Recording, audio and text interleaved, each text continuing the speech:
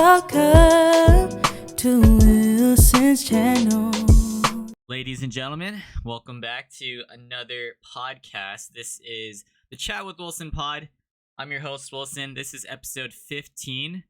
Doing things a little bit differently today because this is a solo podcast and I haven't done one in about 2.5 months. So dating back to, I believe, around February.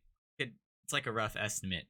I've had many special guests already in between 0 to 15. I think at least 10 plus guests, a few solo podcasts beforehand. So gotta get back into the groove of being able to talk to myself, which I feel like it'll get easier as I go on.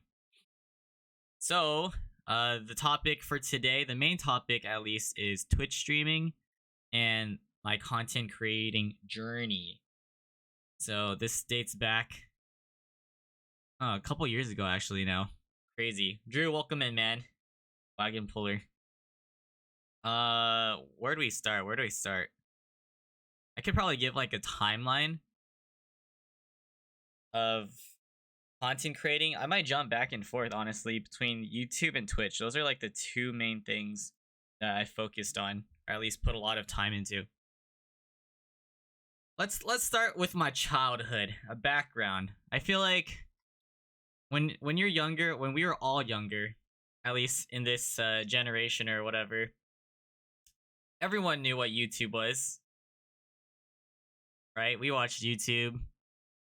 Twitch never actually came into the picture for me until way later. Maybe like the late 2010s.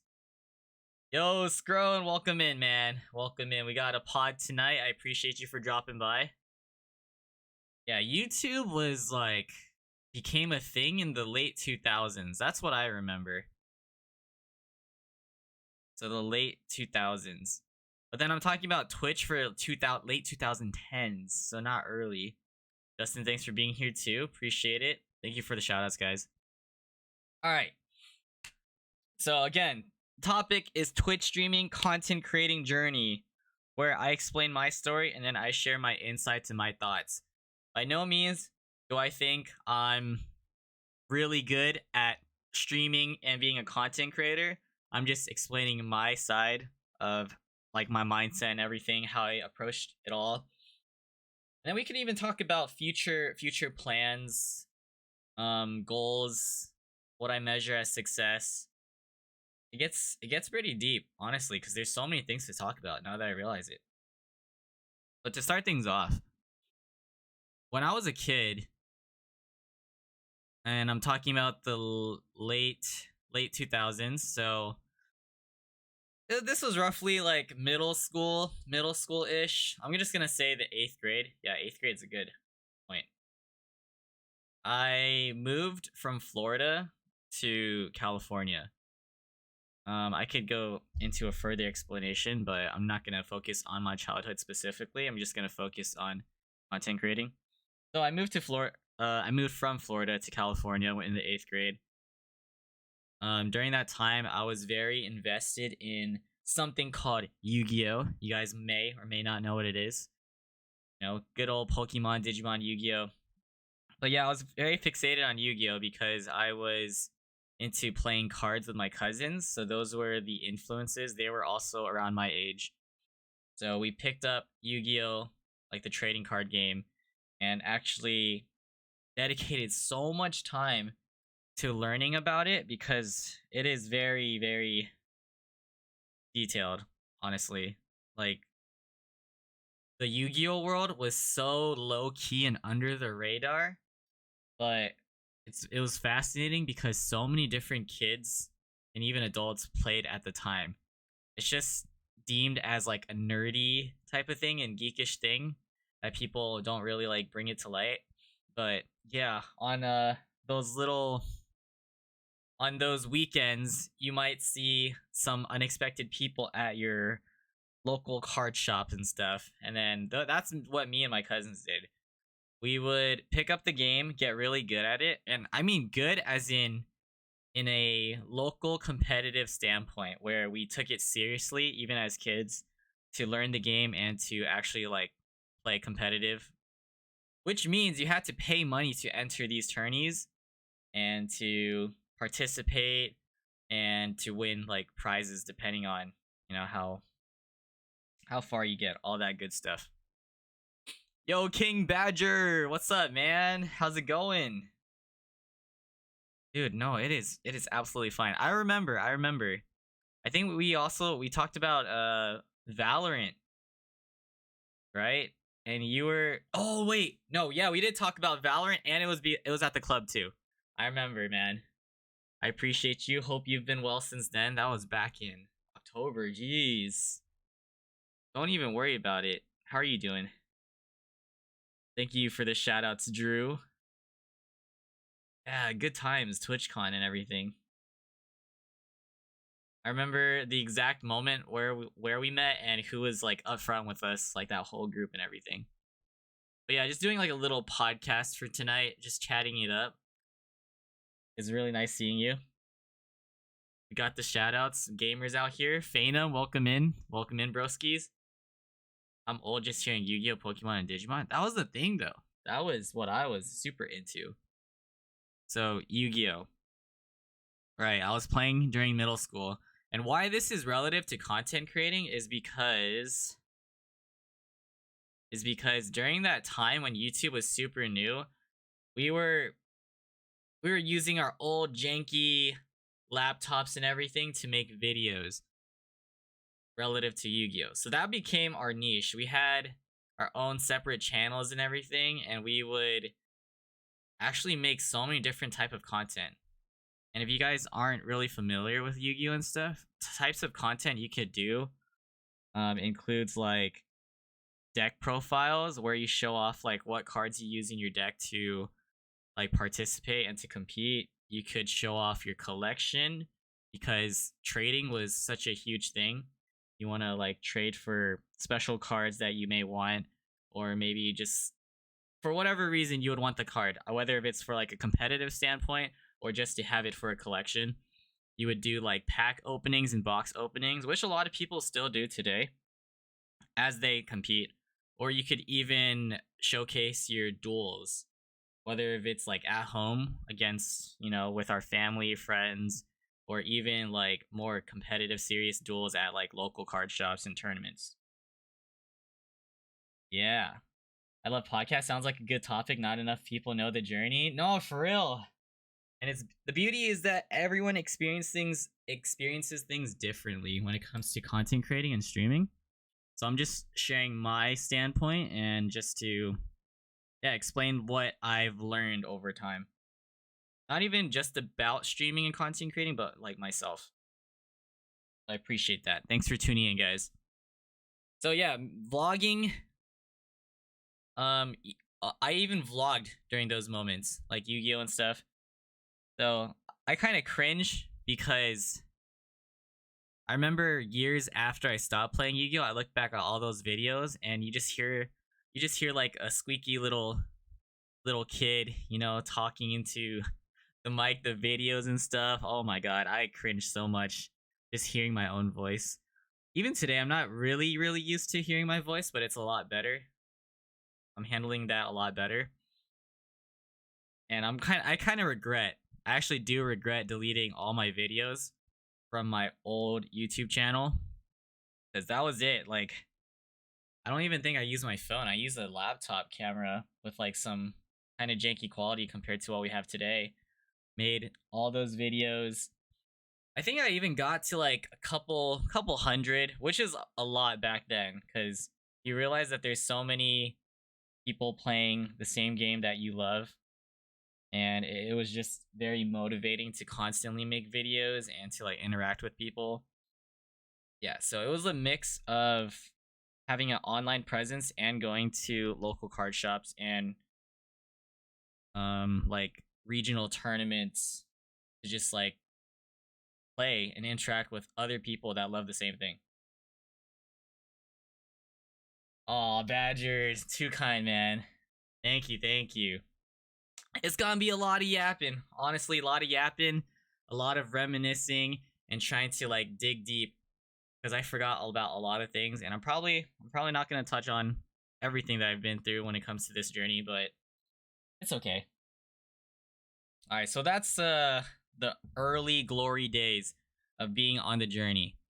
I think the standards for YouTube was a lot more challenging to try to get monetized because that wasn't even my focus back then. My focus was literally to just post as many videos, and I guess I was pretty focused on the sub count now that I remember, like subscribers, but that was it. Mainly to just play the game that I love, Yu-Gi-Oh, and go from there. That lasted maybe 3 years because I remember quitting into, I think, my sophomore year. Because again, Yu-Gi-Oh, time flies when you're constantly competing and things change. It's like the meta and the game itself evolves, and I just grew out of it. So if anyone played Yu-Gi-Oh back then, this was during the Synchro era. So that's the third main protagonist for Yu-Gi-Oh. That is Yusei Fudo. Okay. Saber, welcome in, man. Put me in, coach. Yeah, so I was playing a little bit before Synchros, but when Synchros literally came out, that's when I was super competitive and I was competing and all that. And I guess just to wrap up the Yu-Gi-Oh arc and stuff, like I ended up giving all my stuff away. I still have like one kind of old school deck that I keep for safekeeping just to have it. Outdated, of course. But it was good times making videos with my cousins, playing, just having the camera around and all that. I feel like I knew at an early age that I liked the idea of having a YouTube channel up until we stopped. The synchros, though, yeah, favorite. Good times, good times. And then how things changed from then. I don't think I messed with YouTube for another few years later. Down the road. All right, here we are. I'm just gonna give a rough estimate that this was during the mid 2010s when I had the mindset of like, oh yeah, I want to make videos, but primarily vlogs. And I've even up until today, I still have that mindset. I want to make vlogs just to have memories to look back to, because even now when I look back into the vlogs that I've made even 2 years ago or so, I forgot so many things that have happened, and it was just like such a sweet reminder, and it's just like a nice touch just to like have that blast from the past feel. So when I dabbled into YouTube again, I was making random vlogs, and it was not with intent to grow or anything. It was literally just to have things to look back on. And I think even then I was very private about it, so I wouldn't even publicize them. It would kind of just be for like our eyes, me and my friends. And then this is where it gets kind of everything just like escalated and just started switching things up. So back again, still in the late mid 2010s, I realized that I wanted to actually get into YouTube with like a purpose to see what I could do with it, right? But the most difficult thing, even today, that I struggle with is finding like a specific niche. So having a niche is definitely important. But what I did was I said, F it. I'm just going to make so many different random videos and I would just run with it. So this would be like late teens and early 20s still. Yeah, let's give or take. Back then I was really into a lot of random stuff. What's up, Roy? Good seeing you, man. One is reacting. So there is a niche which is called reacting and making reaction videos. I thought it was so cool just to see people simply watch whatever they enjoy, whether if it's like shows, movies, music, just like random videos, and just to like show their genuine reaction. And then they would just upload it and just call it like that. So at first I thought that was cool.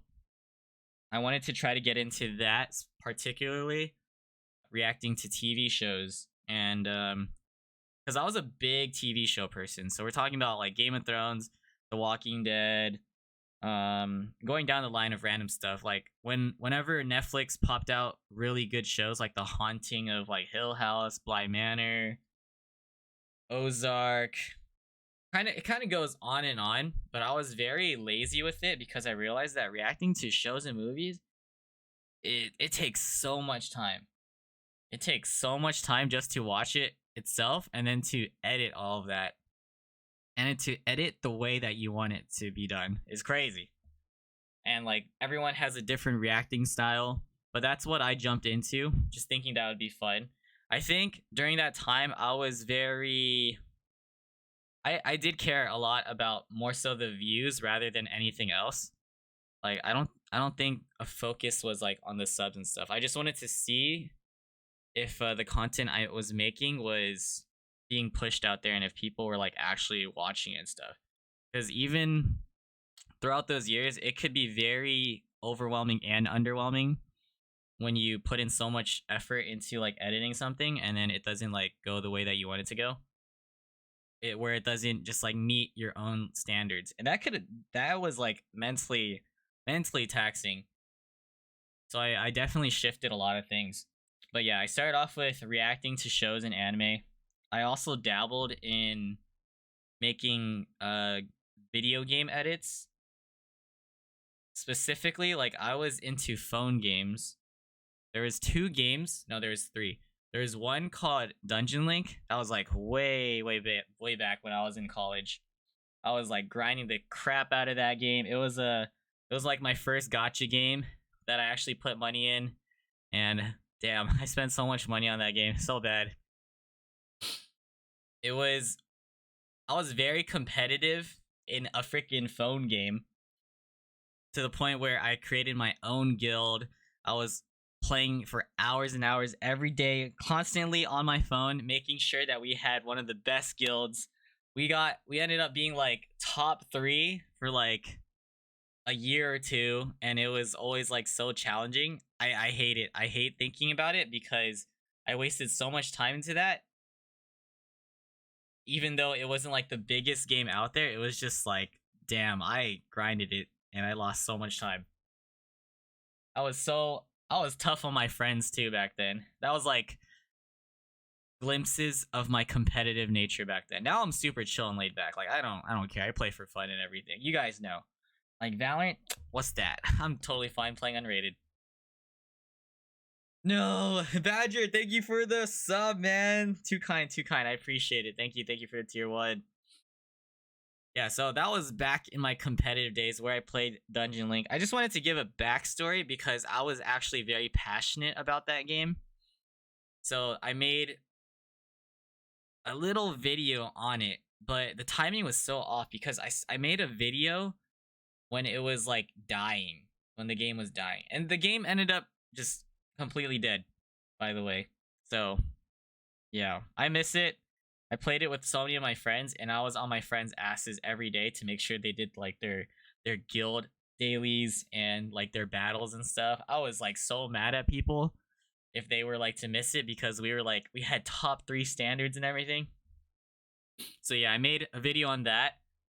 I also kept trying to vlog or make random videos every day. So now this is by COVID.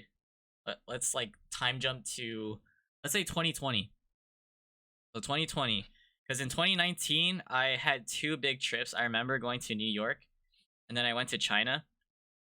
So this was all before COVID, during the 2019 year. But I never edited those videos until it was 2020, and that helped like jumpstart my grind for the YouTube channel.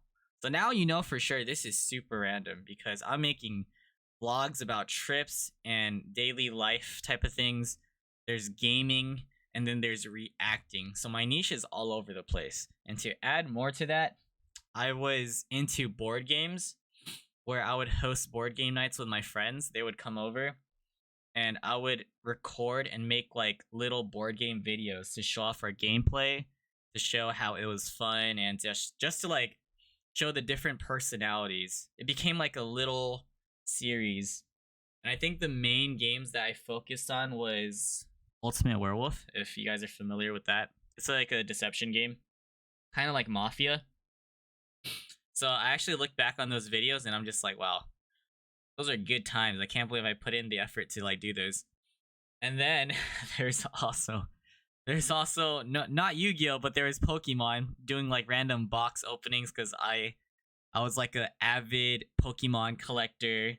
I still am, but not as often. So I would make videos on that. And then I was really into hiking. So this just shows how crazy that YouTube channel was with all these different type of videos. Similar to what I do nowadays, where I record like my vlogs whenever I go on vacation or just at like raves and events. I recorded my hikes, just the journey, the scenery, just to show everyone's mindset during the hike. And then and then in July of 2020, I know the specific day for this because it was very important. Flaming, welcome in, man. Hello, Flaming. 2020 July is when I got my PC.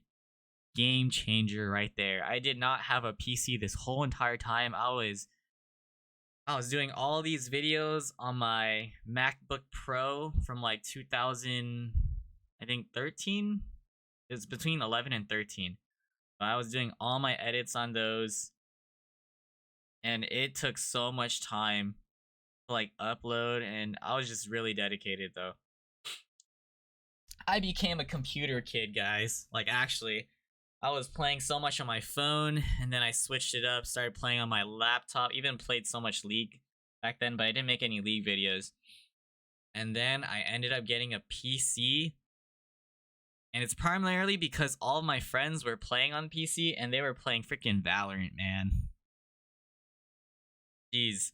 So, I got my PC, and this is when I made a video unboxing my PC and just like checking out the specs.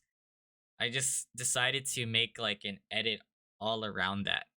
So box opening videos. I did not know that video would blow up, at least from my standards, because like I'm a small ass YouTuber, you know, like probably like 100 subs at the time, not really getting anywhere, but I was just posting because I enjoyed it and I liked making videos anyways. So I don't even know what my goals were at that time. But when I made that video, it got like thousands and thousands of views. So for sure, I think as of now it accumulated to like around 80,000, which is pretty crazy. At least for like an unplanned just box opening video where I'm just talking about what it looks like and just like sharing my thoughts. Keyboard, mouse, yep. RGB lights. Maddie, welcome into the stream. Thanks for being here. Favorite streamer? Oh, you're too sweet, man. Thank you. Yeah, so ever since I got that PC, I started playing Valorant. We don't have to talk about Valorant, honestly. Like, Valorant, we know. It's a love and hate relationship. But during that time when I was playing Valorant, I actually made edit videos on that. So like what you see today is a lot of like cool highlights, montages, right? Stuff like that. What I did was more like catered to like a full match, just having like a edit of like the comms that we had during the full match. There are still videos like that now that I think about it. But this was when I was a noob too, so I look back on those videos and I'm just like, holy, this is I cringe just watching how I was editing it and how my gameplay was. But it's not like I'm not that good today either, but it was just really funny to see it. It's like a little throwback. Yeah, we love Val. And during this time, I was still dabbling. Oh, I'm about to get into the Twitch portion of it, but this is primarily YouTube still. So when I got Valorant, I was editing these YouTube videos on top of all these random vlog everyday videos I would do. I started playing Among Us, and I made like random videos on that. I even did like random uh reactions here and there in between and covers. So the YouTube journey was quite crazy. I think because YouTube and Twitch actually goes hand in hand. I think I'll just talk about the YouTube side before I switch, even though the timeline is like meshed. So things I've learned about YouTube. As I continued it, I started growing initially because of the PC video. PC video, people were like asking me questions and stuff all about it, and I made more and more videos on it. I didn't want to make it all about the PC videos. I got tired of it, even though people were like demanding it. So I made like 4, and I felt like I didn't want to milk it. I didn't like that. So I stopped like around 3 or 4. But it was different because my sister also got a PC. And so I made a video on that. But yeah, I was like constantly just like answering questions. There were so many comments at the time for me for like that YouTube video. It was a custom PC too. The RP started growing. And after that initial bump for my YouTube page, the reason why I was growing on the channel itself was mainly because of reactions.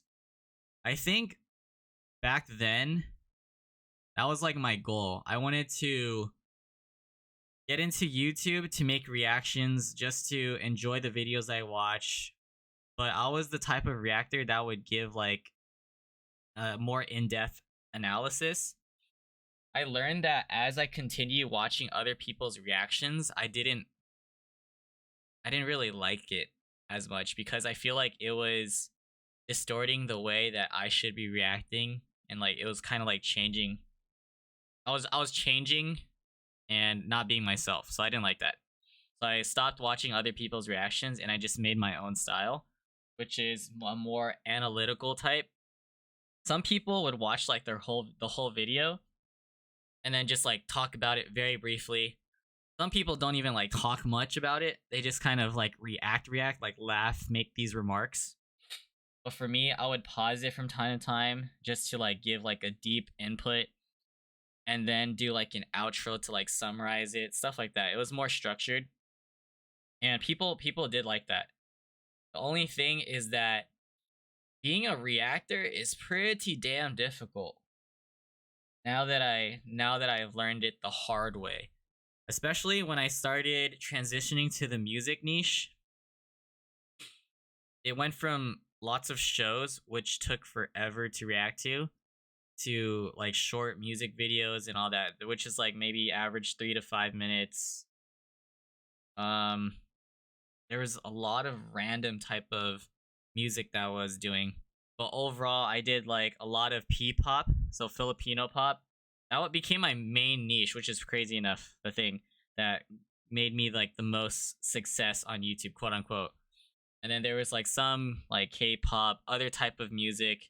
Just all in all, I was checking out so many different type of videos. Hi Eileen, welcome to the stream.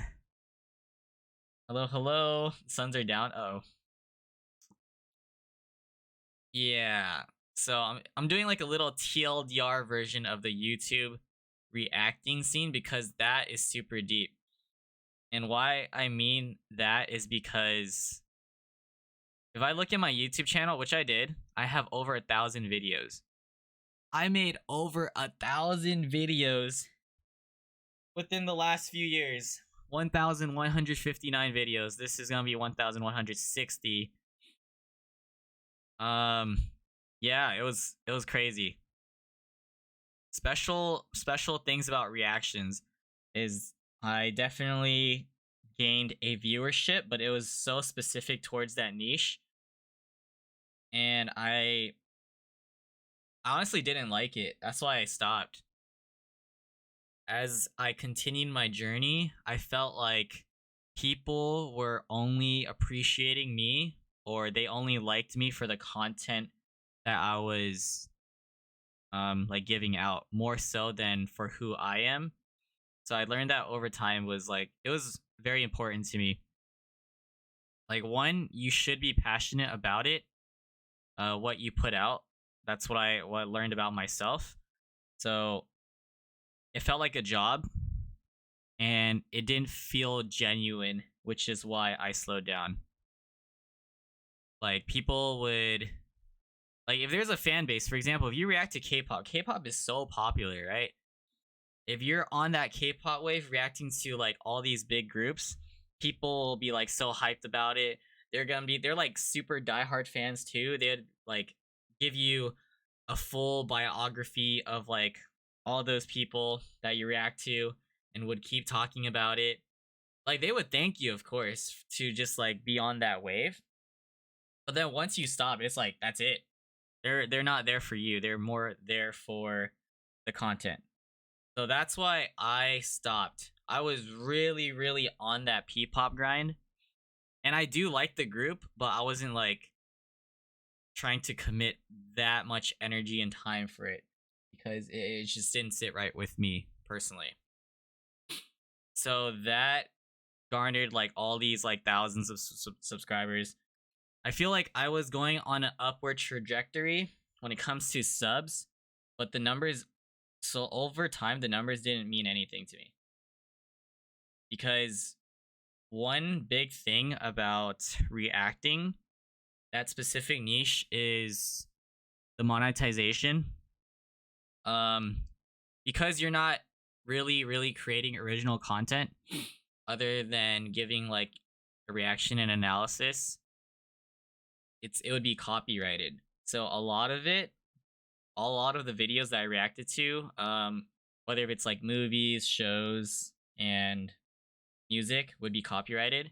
So I was basically doing it all for free. It was just because it was like my hobby and interest to like put out these videos. And while I was working and stuff, that like it burned a lot out of me. So I was not getting anywhere financially. And I was also unhappy doing it. So I felt like it was not worth it. So over time, I had to really contemplate, like think. Plus, I also started working back in the office again, so there's no way that I would be able to have the energy to do that. Like, I would have to just focus on something that would at least benefit me, whether if it's like my happiness or like financial gain. But yeah. Katana 1988, welcome in. What's up? What's up? Thanks for dropping by the stream. We're just going through a podcast right now about my content creating and Twitch streaming journey. All right, quick water break.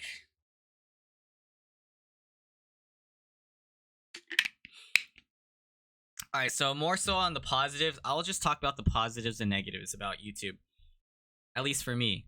And this is coming from someone who didn't have a specific niche again, and I was just posting a bunch of random stuff.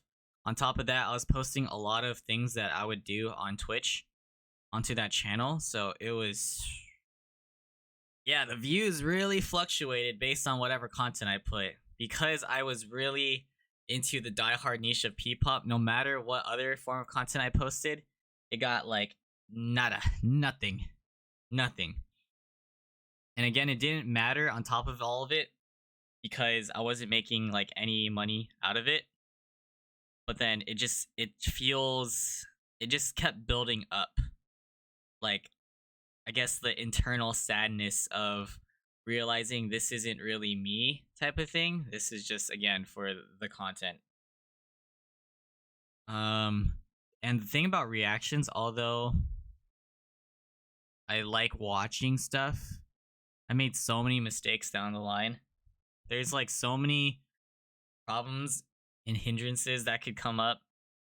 For example, there's many times where I forgot to record or unmute, or the syncing would be wrong, like it wouldn't play or something, and I would just react through or watch through a whole episode with like nothing, and that was like mentally draining and painful. But those are human error type of things. Also the way you edit, there's a lot of very strict companies. When you get copyright, one thing is your video can be blocked. So there's a thing where you could get copyrighted and whatever money you earn from that video would go to the owner, which I just dealt with and I was okay with by the end of the day as long as the video was out. Or two, the video would simply be blocked. So I had to work around that and that was so painful, like so much editing, like cutting and stuff for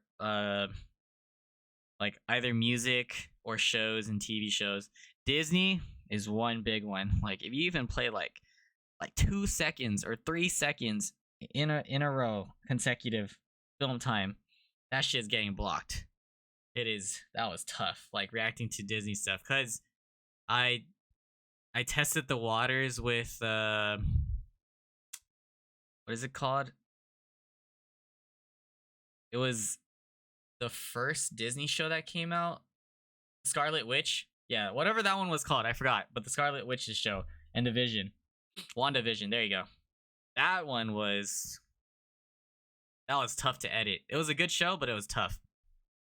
Amber, thanks for dropping by the stream. Hello, hello.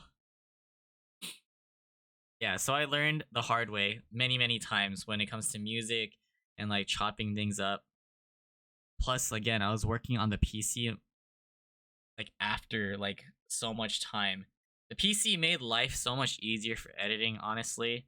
And I was very I'm very basic when it comes to editing, honestly. A lot of cutting. Like cutting is like your best friend type of thing. So that's the mindset I had, and I put things together and just kept pumping out videos. That's why I have over 1,000 videos. But yeah, that didn't work out for me. So where the YouTube channel is at today, honestly think my YouTube channel, despite having like the number of subs I have and all that, it's very dead. But I don't mind because there's like a lot of history around it, and I'm still very content and happy that I have that channel and I have all these things to look back on down the line. So even today, I'm just pumping out whatever video. I don't have like that mindset where I have to post, but I'm at least posting like podcasts and vlogs for now, and we'll see what happens later on. Over time, YouTube has been more lenient towards creators being able to like monetize their stuff, and they also implemented YouTube Shorts, which is definitely game changing. YouTube Shorts definitely helps, especially if you post already like short form content on other platforms such as TikTok. So you could just carry it forward onto YouTube Shorts. The algorithm, I think, is like a lot easier when it comes to trying to like to garner views. But one thing I noticed is that YouTube Shorts comments, people are such assholes. I don't know why. There's something about YouTube Shorts, the people that watch it. But that's like a different type of thing. You could get like quick thousands of views on that. But again, because it's split into YouTube Shorts, I think the ratio for like the financial monetary like standards is different. However you want to calculate it. I'm not like super into it, so I don't even focus on the money when it comes to YouTube. So that's just like in the back of my head. Calf injury for Giannis. At least it's not that serious. That's good. That's good. Yeah. I think important milestones to talk about for YouTube, or at least my favorite part, was just, I guess, just having that experience.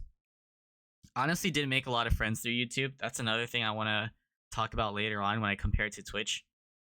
I think I've only made like 2 or 3 friends throughout all those years on YouTube. And I was just like supporting other fellow YouTubers. I had one friend who also did reactions. He's still doing it today and he's killing it. He's killing it, at least I see the effort that he puts in, but I'm sure he's still dealing with so many of his personal struggles.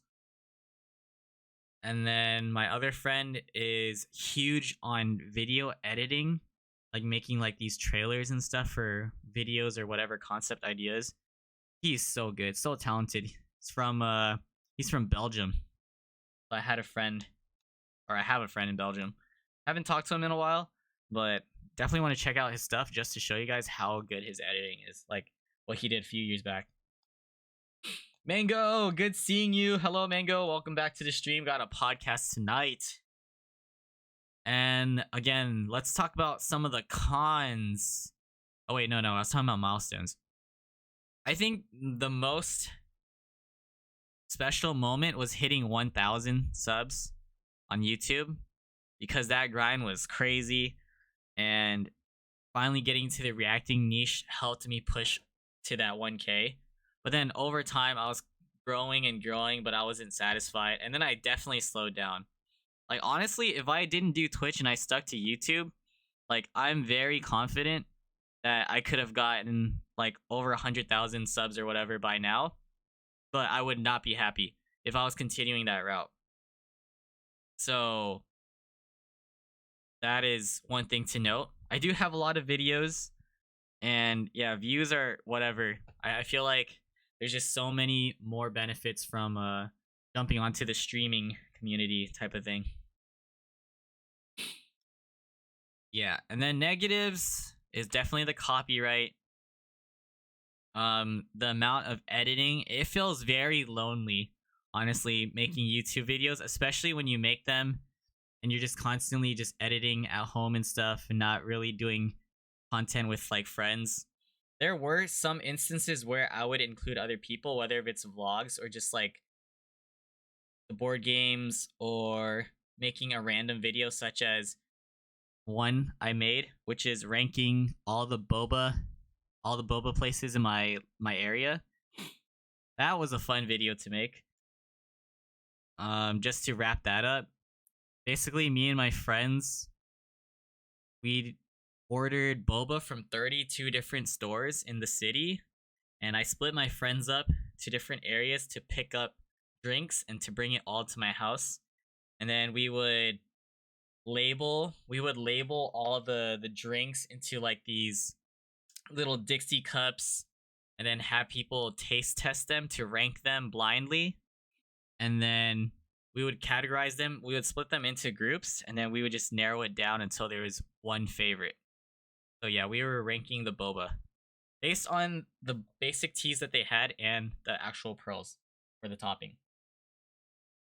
Yes, we got a solo pod today. Hello, welcome in. Good times. A lot of memories are like flashing back into my head as I cover these topics, but I don't want to like stray away from the point. I guess the main point of this is to allow you guys to understand the journey that I went through. A lot of it is definitely mental. Yeah, so my niche, even today for YouTube, I don't even know what it is. It's literally just whatever Wilson wants to push out type of content.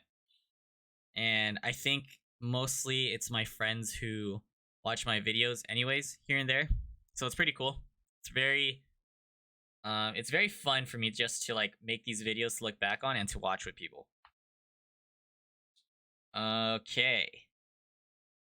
Let's see. So the networking for YouTube wasn't that great either. Oh, and one other thing I did, I actually streamed on YouTube. The crazy thing is that it's very small compared to Twitch for sure, at least back then. But I don't know how I did it. I was just constantly streaming for, I think, a few weeks. Like for a few hours playing like Among Us, Valorant, League of Legends. I don't remember much interaction, honestly. I can't remember like what my mindset was. I just did it for the hell of it. I didn't have any specific goals. So it was still pretty fun for me somehow. Like I could look back on the videos that I have because those live streams are saved automatically. I just remember that it was mostly me just playing with my friends, so it felt very normal. Yeah. Just a little throwback. Alright, now let's get into Twitch. The Twitch era goes crazy. It is way more in depth compared to the YouTube journey because it felt like I wasn't on my own solo journey, if that makes sense. There was constantly something happening on Twitch, I swear. So from what I could remember, we'll see. Lulu, podcast time. Hello, welcome in. Twitch, I knew about Twitch because I would watch like League of Legends and all these things. I was really big into League before Valorant. I think when I was playing those phone games that I mentioned back then, such as Skylanders and Aloon, that's what it was called. I would be on the stream, on Twitch stream, just doing like a PvP type of thing. Because it was really fun having PvP and just like talking to the community. I had no goals when it was that during that time. I think it was 2018 or 2019. And I'm pretty sure I still use the same Twitch channel. I just don't have any recollection or like history of it.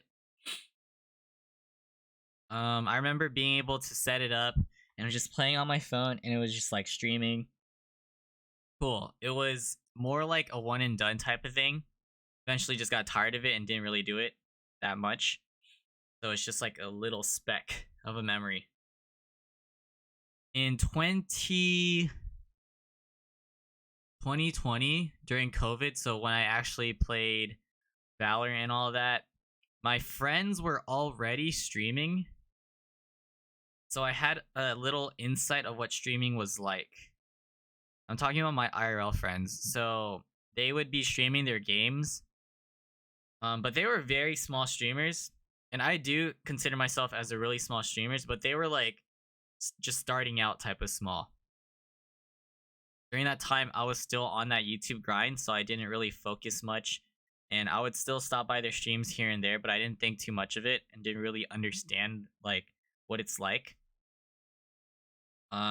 But eventually, the reason why I transitioned and decided to get into streaming is because I saw the thrill and fun of having people watch you, like actually watch and talk to you in real time. So that's like the biggest difference when it comes to YouTube, other than the live streaming portion of it. But just having people like talk to you. The idea of just playing games, doing something that you're enjoying while talking to someone who's just watching your gameplay was so cool to me back then. I still think it's cool, but this is my mindset back then. Wilson extrovert. I was so introverted back then, but I was still growing, learning about things, being more extroverted through Twitch. So I got onto that streaming grind, and I'm pretty sure I was dabbling between League of Legends and Valorant. What's up, Bandy? Bandy, you're probably gonna hear a lot about this that you recognize. So when I played games, it was with my friends, so I'd be streaming games. My only viewers would be my friends. Like, that's how it was. Because of my IRL friends constantly playing with me and watching my streams, I got affiliated. I don't remember when I got affiliated, to be honest. I didn't even know what it meant to be affiliate. Like, I didn't know about mods, or really specifically what modding does, VIPs, all that, sub badges. Like, I honestly didn't care about it. I was just streaming to stream. And then I eventually met my friends' like community. So for example, Haichu, he's a friend that streamed before I did actually. But then he stopped. He stopped when I started streaming for a really long time, and then he finally came back and he's here and there like even today. But because of him, he introduced me to people from Twitch, including Bandy. There was Kasala. a whole community. Kathia, Sushi, Coral, Sphinx. I eventually met a few of them, and because I talked to them, I met the others. So that's how it is, like through mutuals. So during that time, I stopped streaming, but I just kept it going. I remember I remember getting my first raid back then. I didn't even know what it meant, and I kind of cringed just looking back on it because I feel like I heavily disregarded it. I remember exactly who rated and then followed, blah blah blah. I didn't even bother going back to like their stream to like say what's up or anything. Yeah, it was just so new to me, and it was just so random. But now I know. Now I know. It hurts. It hurts that no one was there to give me insight on what rating was, but it's okay. It's okay. Yeah, so I knew Bandy back then. I was really into trying out different games. So Among Us, I think Phasmophobia for sure. Again, League, Valorant. This is when I was a gamer. And then I started playing Jurassic World. Jurassic World with the dino fights. Jurassic World is a game where you build your own, like, kind of like the base, the structure, like the amusement park, and then you have dinosaurs. Like, you build an amusement park showcasing dinosaurs, and then there's like you get points and stuff for however creative you get and however much like you distribute, and you have to maintain everything, all the dinosaurs, herbivores, carnivores, and stuff. What I did was I made like I beat the game, and then I made a zone, a creator mode, where I would have all these dinosaurs spawn and have them fight each other. So I would do a battle royale with dinosaurs. Like, yeah, that's what it is, dino fights. And then I would name the dinosaurs after friends and stuff, whoever would stop by my chat and whatever. And then it would be the gambling before the gambling phase that we have today. If that makes sense. It was super funny. I just thought it was cool to be. I enjoyed it because of the creativity to make whatever arena and design, whether if it's like a beach or just like a mountaintop with lots of trees, different dinosaurs. And then, yeah, Bandy was there. There was a lot of gambling too, like prediction points. Dinosaur trainer. You're the one that pretty much taught me everything about Twitch. Wait, really? Wait, that is crazy. I remember introducing or meeting you through TJ, right? So probably when you were still new. I'll definitely get into that though. Yeah, so I was a gamer, streamer, just doing whatever. No realistic goals. It was just very fun. That's it. It was fun because of the first few friends I made on Twitch. Things kind of changed for me. When I was playing Valorant, I just remember meeting people and learning about raiding. And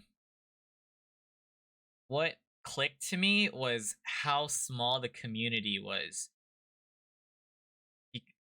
I'm trying to shed some light and info about what my mindset was like back then and what knowledge I had back then versus now. But looking back at it, speaking from a today's perspective, you guys know that if you know how if you're watching someone stream, there's like recommended streamers nowadays. If you raid someone, you're bound to like meet their mutuals. That's what I'm trying to get at. I didn't know that's how it worked. So back then, I was so surprised when like I would raid someone and then I would see a mutual friend in there, or I'd be like, "What the heck?" You're like, "Yo, you're here. You're in this stream and this other stream. You literally know everyone." Right? It just feels like it's a small world where the people all know each other, and you're just like, "Damn, you're hella famous. You just know this person, this person, this person. Like you're everywhere," type of thing. So I started realizing what it was like, and how everyone was kind of like in a similar community. And then I was taking like mental notes. I was just like, keeping track of everything in my head. I low key still do. I'm just like, okay, this person is affiliated with this person. They play games together, or blah blah blah. He's usually in this stream. She's usually in that stream. Stuff like that. So I started like putting it all together, and that opened my eyes. That opened my eyes so much about the Twitch world. I was just like, damn, these people on the internet are so nice. Like, there's people that would put in so much time to like talk to me when I'm just like a viewer, or they would like, of course, stop by my streams. But it was more of like I was gaining a lot out of just being in other people's streams, like learning about them, and then just understanding like whatever they do. Just learning, basically being a sponge. Wilson got me affiliate. Didn't even know since EDC. True. So the early days of streaming, again, I was playing dinosaurs. I met a few friends. I met some people in the community, tiny community. And then I'm gonna do like a little fast forward because this was in 2021. I think this was May of 2021. I went through a huge breakup. So I was streaming while I was in a relationship. And then that like killed me. Like I was mentally checked out and everything. At least when it comes to like streaming and like doing like all that stuff. So I stopped. I quit streaming. And then I was just like focused more so on myself. Like I was doing all these other things. However, I was still into YouTube during that time, even though I went through a breakup. I feel like I became I don't want to say desensitized. I just became, I don't know, I just shut off like some emotions like in my brain or something, and I just stuck it out with YouTube. I just kept grinding on that. But for streaming, I couldn't do it because streaming was like in real time, and I don't think I would have like the mental capacity to like go through with it. So I was just making videos, and I was just like doing my own things, like figuring things out. ABGs broke your heart? What the? No. So after I took a hiatus, like a break, it wasn't even that long, but I did specifically think in my head that nah, I'm done. Like I'm quitting. I'm not gonna like touch it. I didn't even hop on stream at all. Like even on Twitch, I met all these cool people and I just stopped talking to them. I disappeared for a bit. And it wasn't like too long realistically. It was only like 2 months, but it felt like eternity, you know? Especially during that time when you're going through like a freaking mental crisis. Yeah, it was around that. But I decided it was my birthday. I remember it was my birthday. So this is like in July. I was like, you know what? I'm bored. I'm gonna hop on stream. So I hop on stream, not expecting anything. And then there was like people in my chat actually. So it was like, oh, where have you been? Blah blah blah. I'm like 99% sure Bandy was there, Ash was there. Like these are friends that I made a few months back on the internet, and they just came back. Like I don't even know who they are in person, what they're like. During that time, I wasn't adding anyone on social media. Like I wasn't trading like Instagrams or Twitter or anything. I wasn't on that. I was just literally on stream with no expectations, and people were just talking to me. Yeah, fat hiatus during a breakup. Ooh, felt. That's why you say that. Yeah. So when that happened, it was like I was just living through the day as if it was like things were just getting better, right? It was like very real to me that there was some sort of potential or happiness that I could get from streaming. I think at that point, from what I learned. So after I came back, I think my mindset just changed. Like I wanted to stream with more intent or like a greater purpose. I do want to note that one thing before I like continue, is that one thing is I never streamed for like clout, financial gain, or for numbers. Like if I were to do that, I feel like I'd be repeating my YouTube journey, and that was mentally taxing. So I never had that mindset. So like moving forward into the return, I would call it. I wanted to have like again like a set niche or something that I would enjoy when it comes to streaming, other than gaming, of course, other than Valorant. So down the line, as I was slowly, like very slowly meeting people here and there, I still would look at like the numbers, and I would still like try to meet people at the time. But then what changed was when I started the podcast. So I think this is before the rebrand too. Aru, nice seeing you. It's been a while. Thanks for dropping by the stream. It is a podcast night, talking about my Twitch journey and everything. I appreciate you. Dang. Oh my gosh. Yeah, Haru, like I'm looking at the followage. Haru followed in September of 2021, and we're like getting near to that time. Because I said I made a comeback in July. And then it was late August. I remember clearly that it was late August. In between July and August is when I was dabbling into Valorant, and I was going into other people's streams. I felt like a foreigner, of course. I was slowly starting to see more and more familiar names down the line. Like I was like actually going out and about, just meeting different people, right? So then in August, late of August, I had a random idea to start a podcast. It's because, hey Mike, thanks for dropping by too. Hope you're doing well. Hello, hello. Talk about how he became famous. What the? No.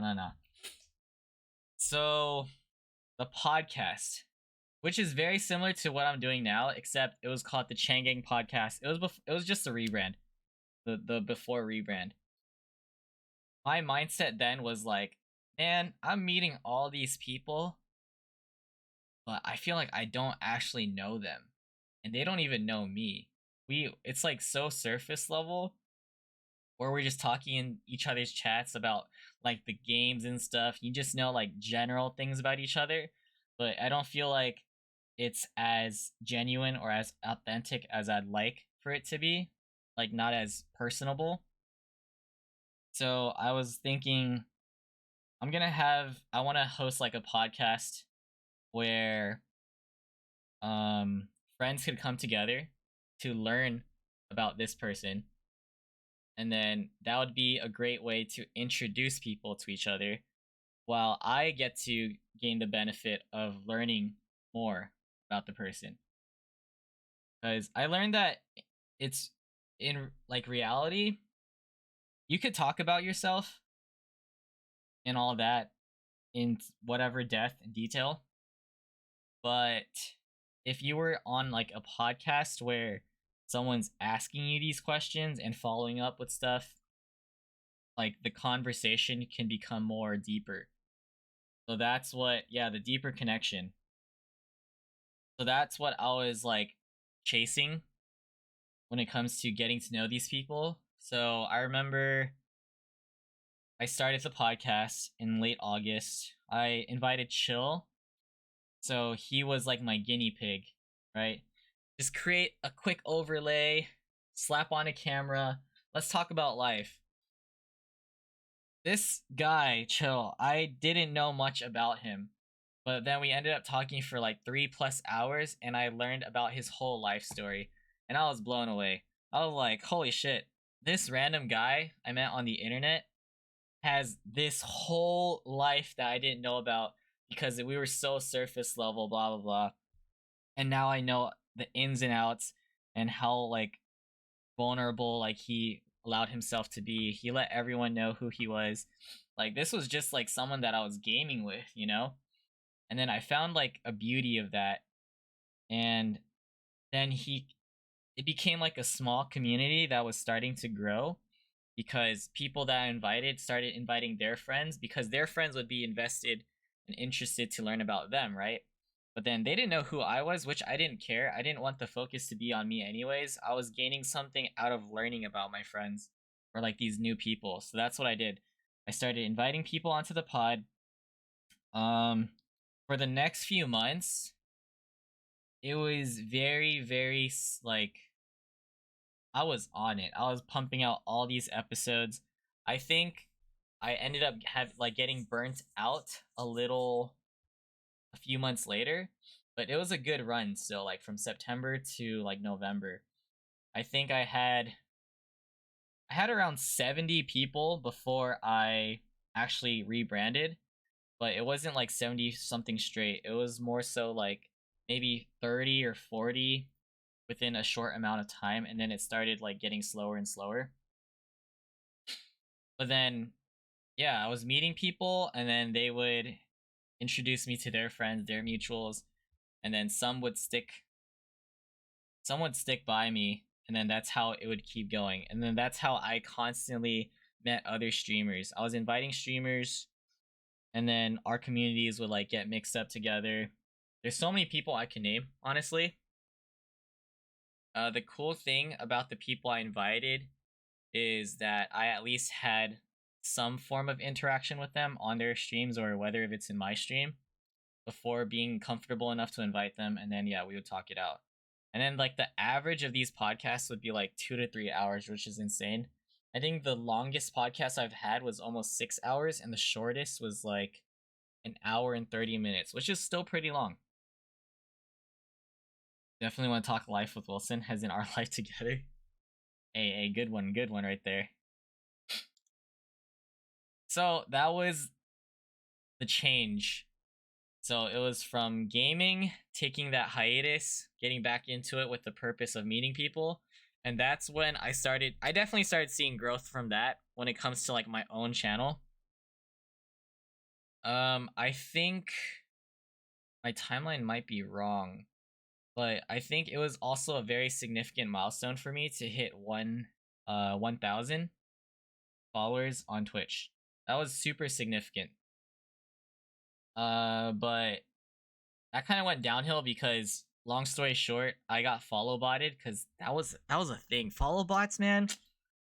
I feel like you guys have dealt with it and seen it, but that has been coming and going like from time to time. And I remember I accidentally removed around 500 of my followers, my friends. So I had like a little mini reset on from streaming while I was growing too. So it was like a setback. But it wasn't bad because eventually you would find your friends again. However, your friends won't like during that time people wouldn't know that they were unfollowed because I removed them. So for example, if you were my followers from 500 to 1000, I accidentally removed you and you don't get notified. And I'm not even sure who I like unfollowed or like blocked in that sense. So then people would be like coming in through recommended and they'd be like, "Wait, I was already following you. What happened?" Blah blah. And then I would have like a command where it's just like, "Oh yeah, I got follow botted. Sorry about that." And I think I lost some friends for some time, like maybe it took like a good year before people finally realized that this happened, or at least people stopped asking about it because everyone started like coming back. But it was just a very interesting time. Yo, what's up, Bang? Hello, Bang. Good seeing ya. Yeah, we're podcasting tonight, talking about the Twitch journey and streaming and everything. So that was one thing, the podcast. Hello, Steve. Welcome in, man. Welcome in. It is a solo pod tonight. Talking about the journey, the Twitch and streaming journey. I would literally never be on Twitch anymore if it wasn't for Swolson. That's so wild, though. Like to think, like that's what you're saying. I'm like processing that. Beyonce. So after I came up with the idea of having the podcast, and while I was still continuing the Twitch journey, the grind of like gaming. I call it gaming a grind because realistically, it takes a lot out of me, but I enjoyed gaming back then for sure. So during very similar on that timeline, when I was playing Valorant, I would say that I formed like a small community, and we would constantly play custom games together. I feel like many of you guys have experienced that before, where you're just like, oh, there's enough people, we could have a custom game type of thing, right? So during this time, I already had my like Discord set up thanks to my IRL friends. Huge shout outs to them.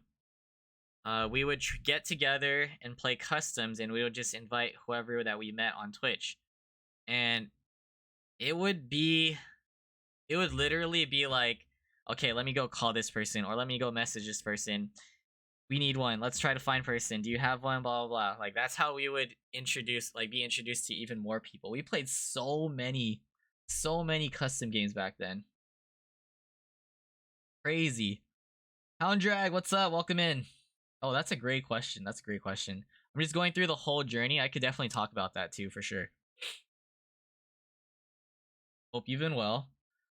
Yeah, so I had these custom games where I would constantly just like invite people, and I would just bother people every time. The same select people. Just imagine that there's like around 20 people to choose from, and then they'd be like, oh, sorry, we're eating, we're out, it's all good. We'd just keep trying to fill it up and play until night's end.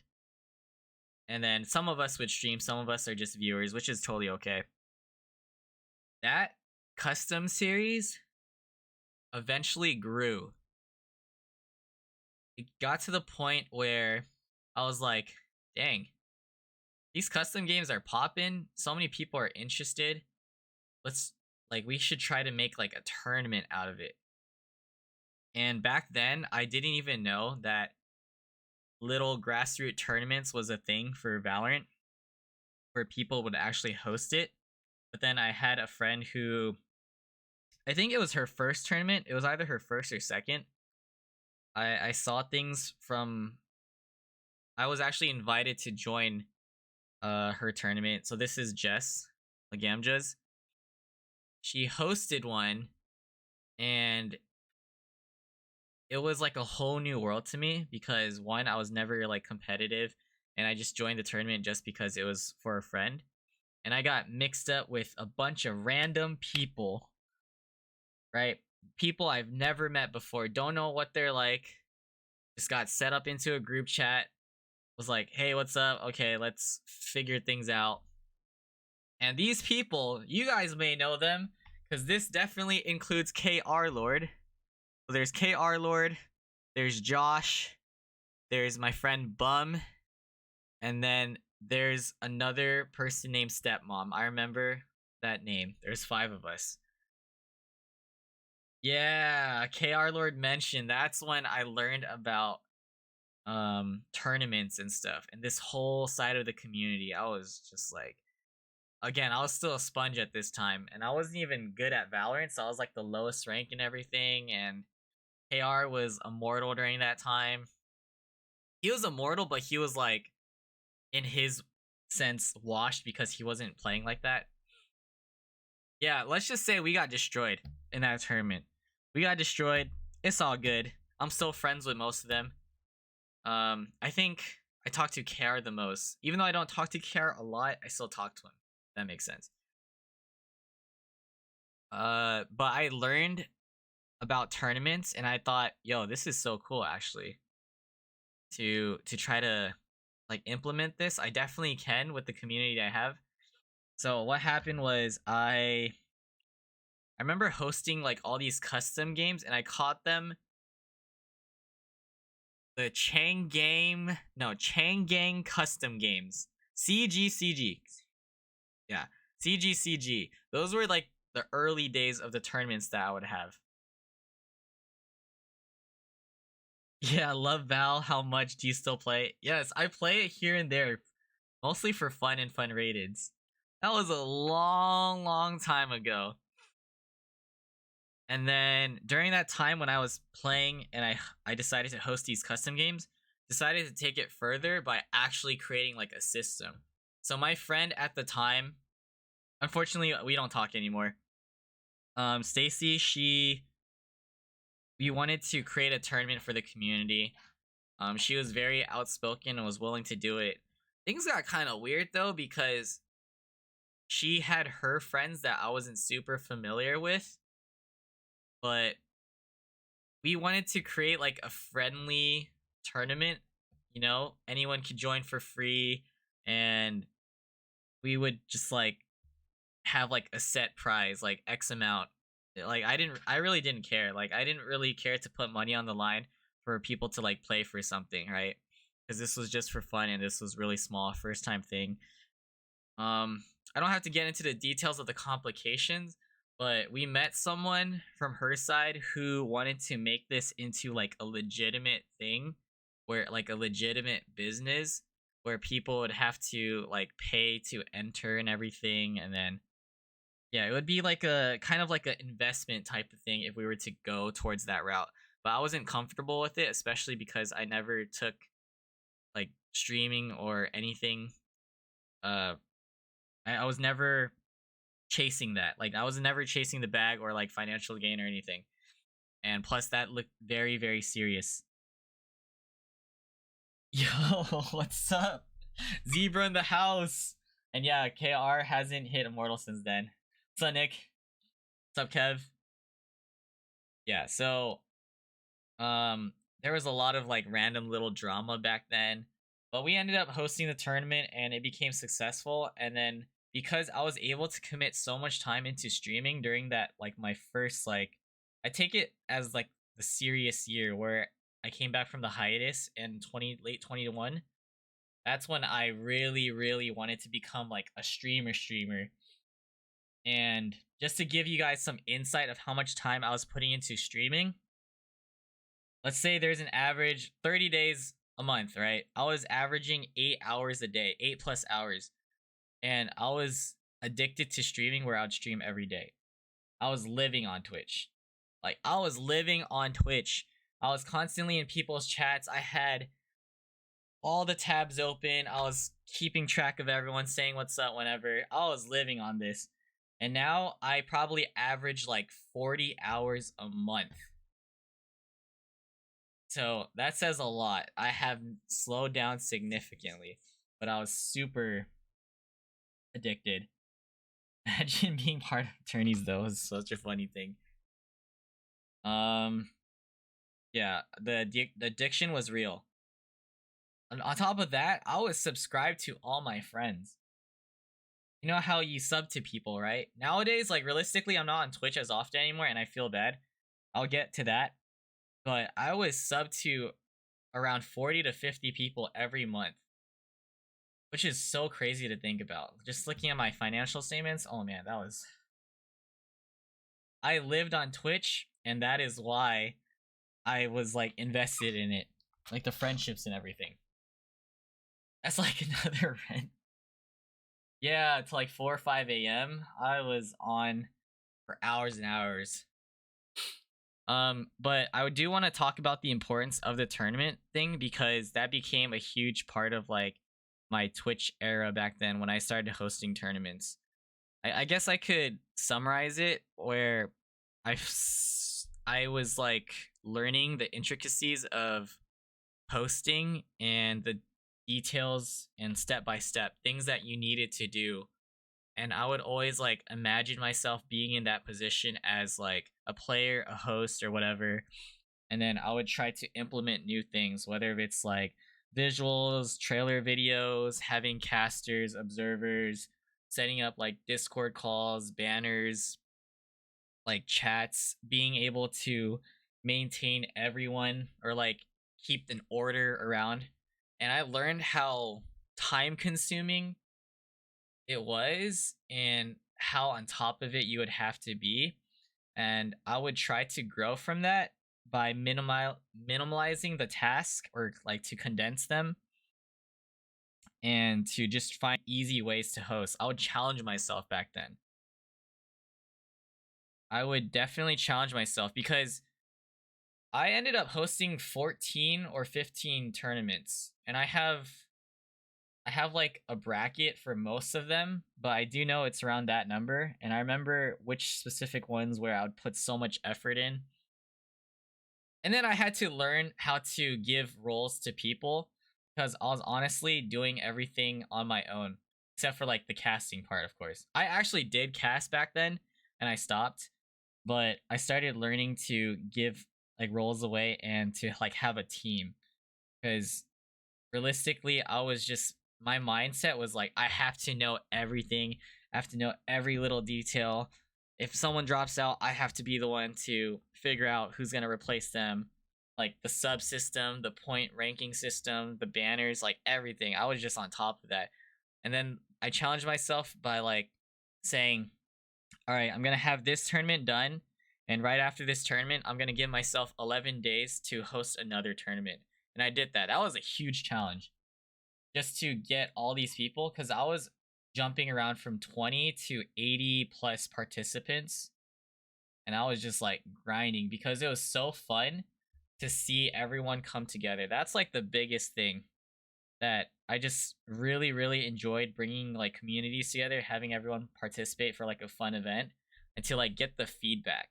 Like, although it was extremely draining to like keep my eyes open and to like monitor all of these while broadcasting it, I thought it was so worth getting like again like just the feedback and to have people befriend each other, to be willing to compete again. Yeah. Now you look at the financial statements, festivals and raves. No, for real, Ian. Good seeing you, Ian. We're talking about my Twitch journey. I still remember when I met you in 2021. We were just talking about that, the start of the podcast, how I grew from that.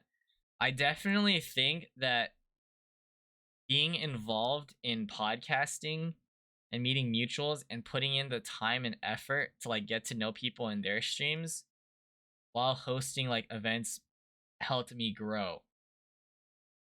So just to like put that out there early on before I continue. Alex, thank you for checking in. Angel, you too. Yeah, almost 3 years ago. We're getting there. We're getting there. So those little custom games became something so much more. But I do want to talk about the downside of hosting tournaments. Like, although it was really fun and it was worth it in many ways, I did notice that it was a huge spike in like viewership and stuff. And my friends are so supportive. They would always be like, "Dude, if you keep this up, blah blah blah, you could be partnered and all that. Like this is so good." But then like every time someone would say that, it would honestly like deter me from wanting to host and stuff because it was never about that for me. And I just didn't like the ideas of like focusing on numbers and stuff already to begin with. And then it just made me overthink and realize like it is fun hosting and people like bringing people together, but again it reminded me of like my YouTube days where I want people to be in my streams for me and not for the content that I put out. So over time it did make me not want to host as many tourneys and stuff, especially like it became more saturated and everything, and I'm happy that people are hosting, but I just felt like I don't want to be known as the tourney guy, if that makes sense. I think a lot of people can recall and will agree that I was known to be, oh, the guy that hosted a lot of tournaments and stuff.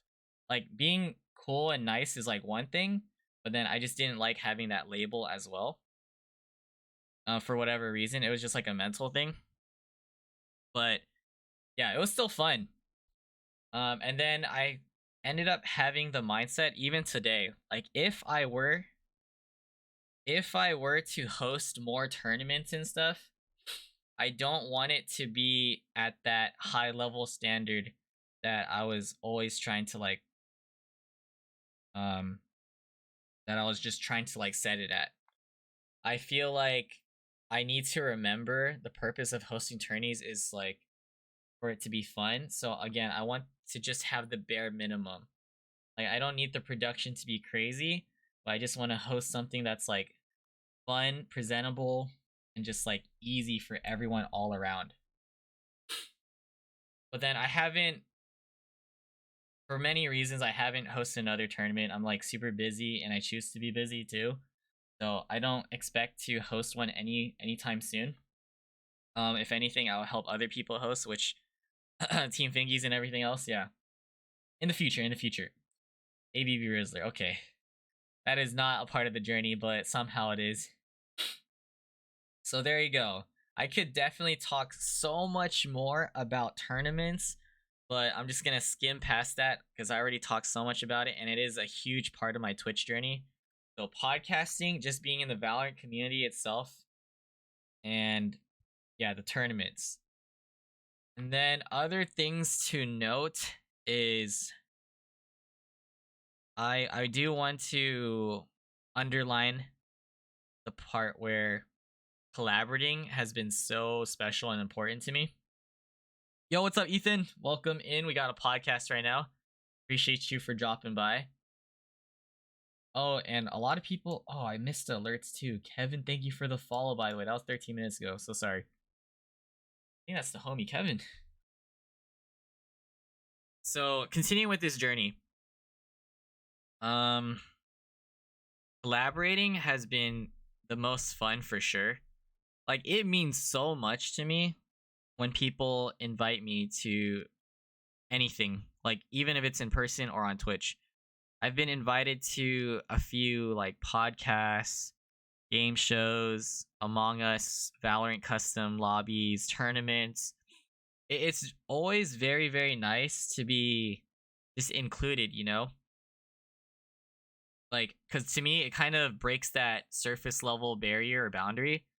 And so back then, whenever people invited me to stuff, because I was living on Twitch, I was like, always willing to do that. Let's go to Heat. Maybe one day. Not anytime soon. And instead of that, I wanted to take it another step further. I don't want to play Valorant all the time. I don't want to just only podcast all the time, which is something I'm okay with, the podcasting part. I wanted to create other form of content which could bring people together while serving like a greater purpose. So what I'm getting at is I started dabbling into hosting charity streams. So you guys may have known that I've hosted charity streams before. I've hosted 9 in total. 9 charity streams within 2 years and 1 quarter. So that's how it was. It was split into like every 3 months. So that was with like many orgs: Games for Love, Boys and Girls Clubs of America, Hope for the Day, even For the Animals. So I used charity streams as like as a substitute for having like a donathon and subathon. Because don't get me wrong, donathons and subathons are amazing, and I love that people do it for themselves. It's something to celebrate whatever milestone, whatever occasion. Could be a birthday or anything. But again, because I'm very iffy when it comes to like financial gain and money and stuff, so I never really wanted that focus to be towards me. So instead of having my own personal donathon and subathons, I would just host charity streams, like just to have all the money go to like the kids and everything that I'm going for. So that's when that kind of like brought me out of my shell more. I started doing a lot of things that I was not normally comfortable with, and the turnout has been amazing because after all these 9 charity streams, I'm proud to say we've raised like about $20,000 as a community, which is absolutely mind-blowing. So many charitable and selfless people, always appreciative. Yeah, even went shirtless, not specifically for the children, but for the cause, which happens to be helping the children. We don't have to get into the details of that, but little running joke that's not really a joke. So hosting charity streams was fun. Yeah, had to clarify. I've hosted Valorant mini games, game shows, karaoke streams, dating shows, group podcasts. I've had sponsorship streams. The Chang games, one of my favorite streams I've ever had or ideas. Man, the Chang games era, if you guys are a part of that, that was so sick. I give myself so much props for that. Whenever I could have events where I could get so many people together into like a Discord call just to like participate in something, it is like the most like gratifying, satisfying thing. Chain games, in case you guys don't know, that is a game show where it's based off of Squid Games and Total Drama Island. It's like almost like the reality aspect of like there's a X amount of people to start with, like let's say 20 people, and they would have to play games that I come up with or whatever.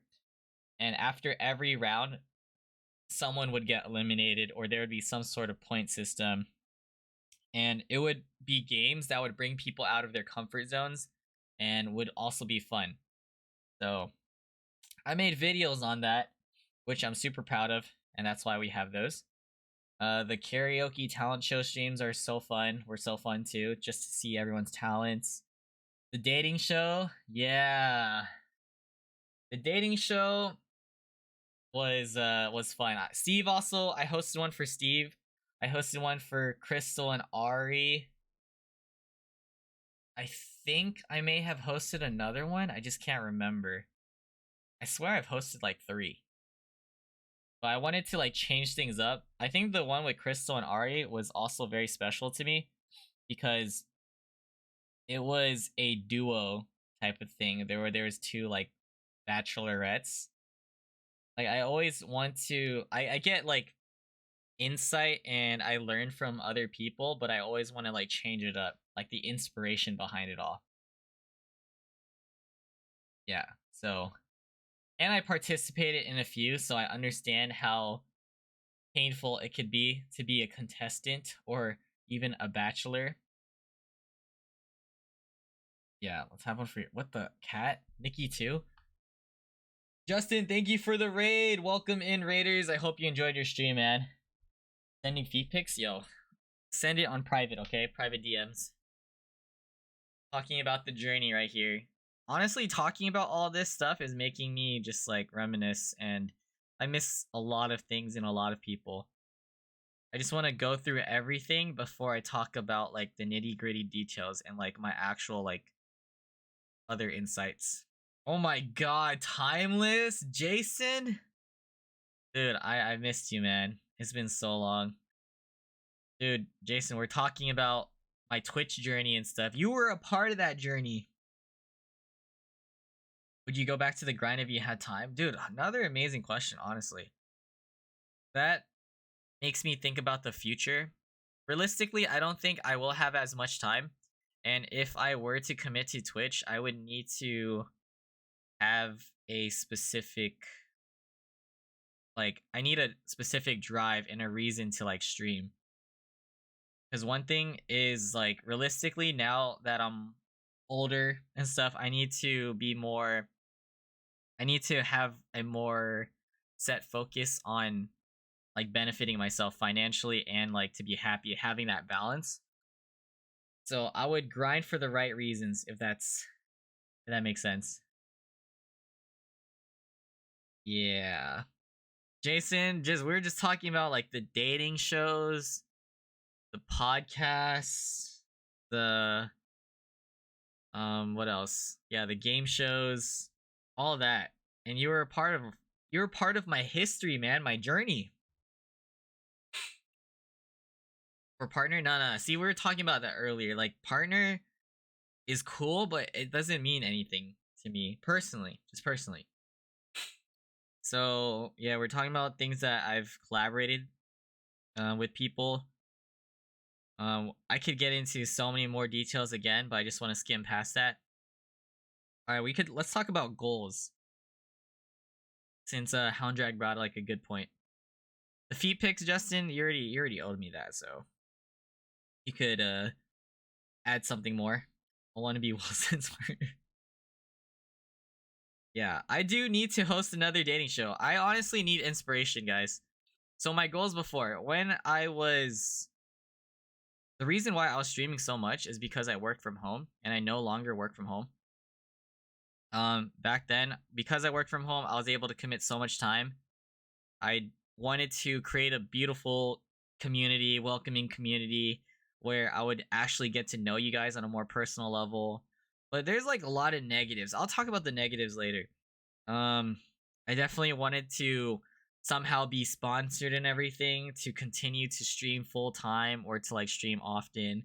Honestly, the money for streaming isn't great. It's great when it comes to side like extra money, but it's not like it won't keep you financially stable.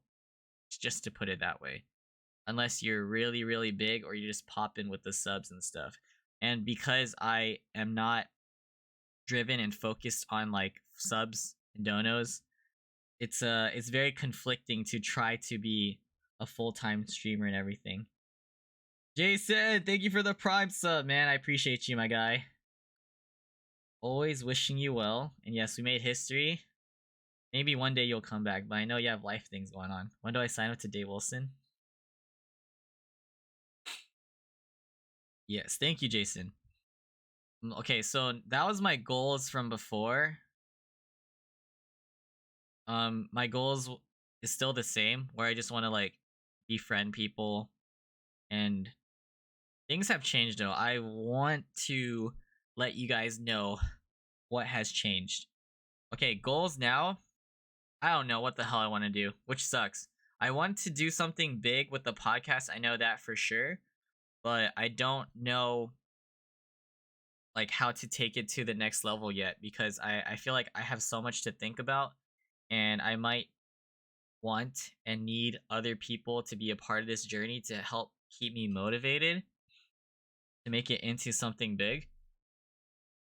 But I'm still figuring that out and just still brainstorming. Definitely still want to develop all these relationships and stuff. But since I started working in office, I slowed down on Twitch and like with Twitch with in like so many aspects. Like I stopped hosting all these different type of things. Now I'm just like a casual, just chatting streamer who podcasts from time to time and who plays Valorant occasionally, not as often. I slowed down in many ways, including networking. Networking is very, very, very important for many reasons, whether or not you're trying to grow. I feel like that helped fuel my desire to stream and just to, you know, like I love meeting people. I know that for like as of now. That's why I go out to like events and raves and everything. It's just very different because I'm meeting people in real life. But on Twitch, that's what drove me. But I've slowed down in that regard so much to the point where I need like a kick or like a spark to like continue that again. Because over time I've seen so many people come and go. But you're still trying and that's a grind. Yes, honestly, thank you. Yeah, I'll get to that. I'll get to that. I've seen so many people come and go. And now whenever people drop by that I haven't seen in so long, such as Jason for example, and Kratska the other day, I also had my friend Eric drop by after like a year or so. It's just like it feels like a little reunion, like a little high school reunion or something, or like people graduated from Twitch and are just like dropping by to say hi. And there's constantly so many new streamers coming in. Because before, over the years when I was super active, I was on top of it where I was constantly meeting these new streamers, getting to know them, their communities, and other people. But I honestly stopped. I'm not on Twitch as often anymore. So now there's like a huge new wave of streamers that are probably like even a year or two into streaming, and I haven't met them yet. Like I'm aware, like I know of them, but I don't put in the effort anymore to like meet these people and stuff, which sucks, but I'm limited on my time.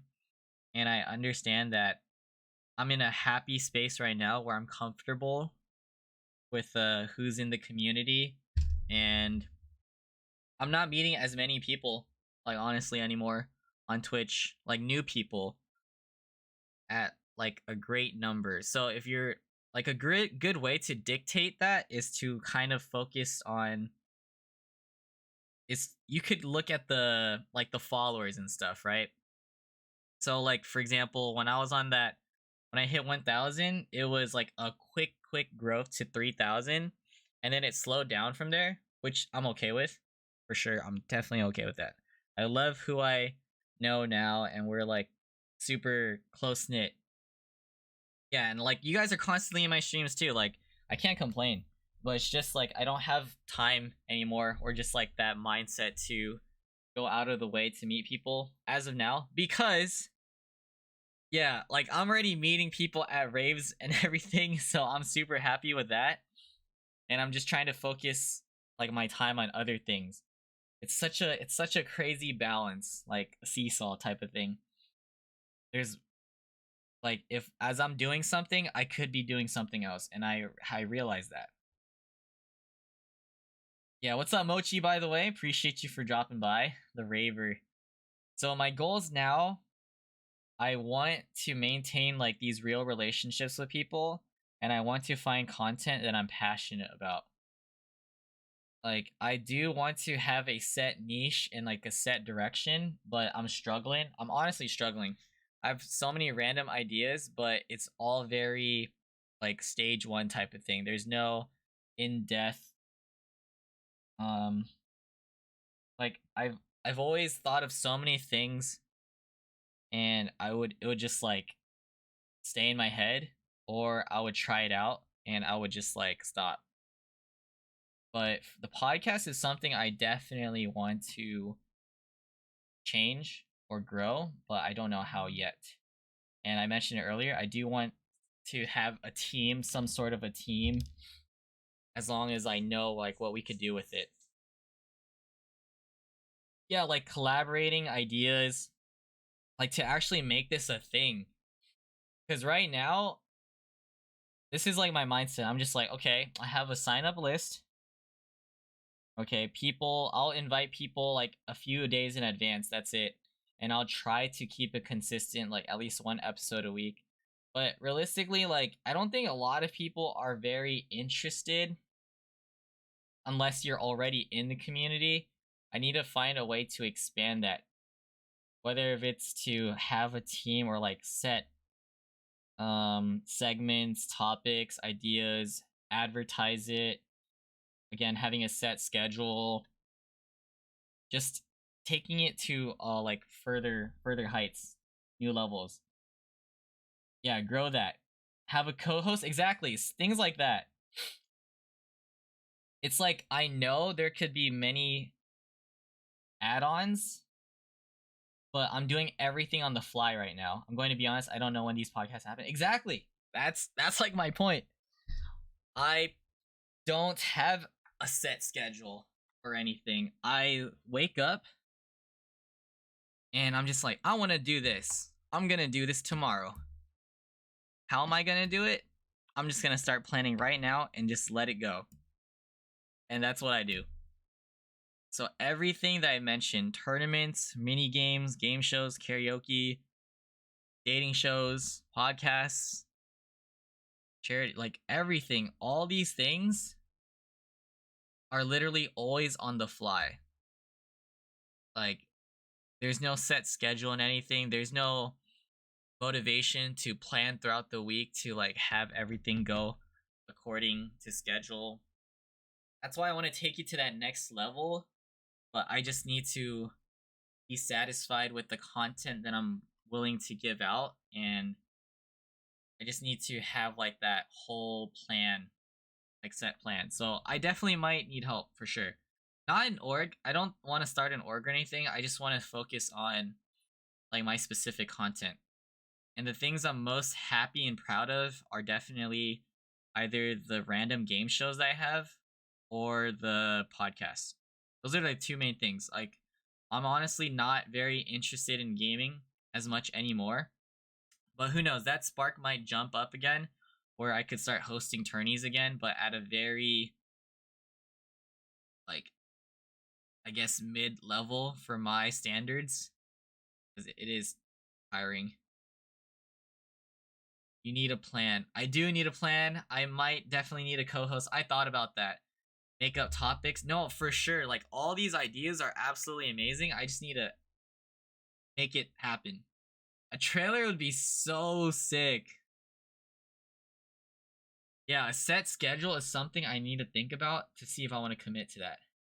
If you have people in mind, ask around. There's a lot of trial and error I'm willing to go through with. Which feud? I remember that, and you sent me something. Yeah, write the list. I have ideas. I can write it down. I'll take on your ideas, guys. Thank you. For future podcasting, I've already thought about these, like at least a co-host, set schedule. Okay, the trailer is a really good idea though, not gonna lie. Like, just thinking about a team. Thank you, Cherry. And then definitely want to take it to another level where I'd be able to post these on different social media platforms. So, yeah. Continuing the journey. Also, I can tell, carry like a notebook around with your ideas. Oh, for sure. Like, I have like a notepad and everything. Oh, phone too? Yeah. Instead of the phone? Yeah, I have like my documents and stuff. Thank you, Nat. Appreciate all of y'all. Tell me is Steve from Blue's Clues. Alright, so continuing the journey. So now that we talked about certain goals, I talked about my goals beforehand and now. For now, I definitely want to build this, and I definitely want to continue being able to help myself out financially. So I'm gonna have to combine that somehow. But that's a future problem that I'm willing to tackle on. I'm not super hopeful, but I'm also not doubtful. I'm very optimistic, and again, I'm very content with where I'm at, because I'm at the point where I'm comfortable, but I definitely want to step it up. Comfortable in a sense where I have like a set group of friends or community that's always willing to watch me, which I'm super appreciative, and I can't thank you guys enough. Whether if it's like lurking or chatting with me. Yeah, just going through like the phases of streaming has been definitely life changing for me. Never had like a set schedule or anything. I was constantly again streaming on the fly. Even now, but we could change it up. I feel like I've always been optimistic. The only problem is I never had a set direction. And I've always thought that I might need a team or like a manager or something to like motivate me, but we'll see. Funny story about that, since I'm reaching retirement about streaming, y'all. I actually wrote that question down. Have I ever considered retiring or giving up on streaming? As of now, in the near future, no. Because I don't know, it's like my own safe place in my own comfort zone, especially when I'm like at home. I think I'm at the point in life right now where if I'm not doing anything, I'm extremely bored, and I dislike myself when I'm not being productive or at least doing something. So yeah, I find it very difficult to even sit down to just like watch shows, and I get pretty upset when I nap a lot. So I'm just trying to like push myself to like make myself do things. Manager.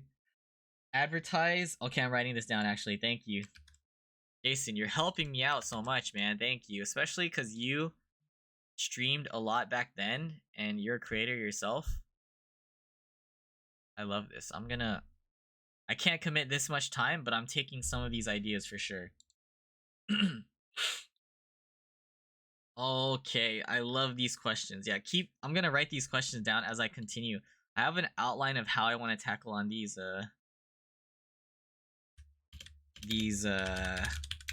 topics.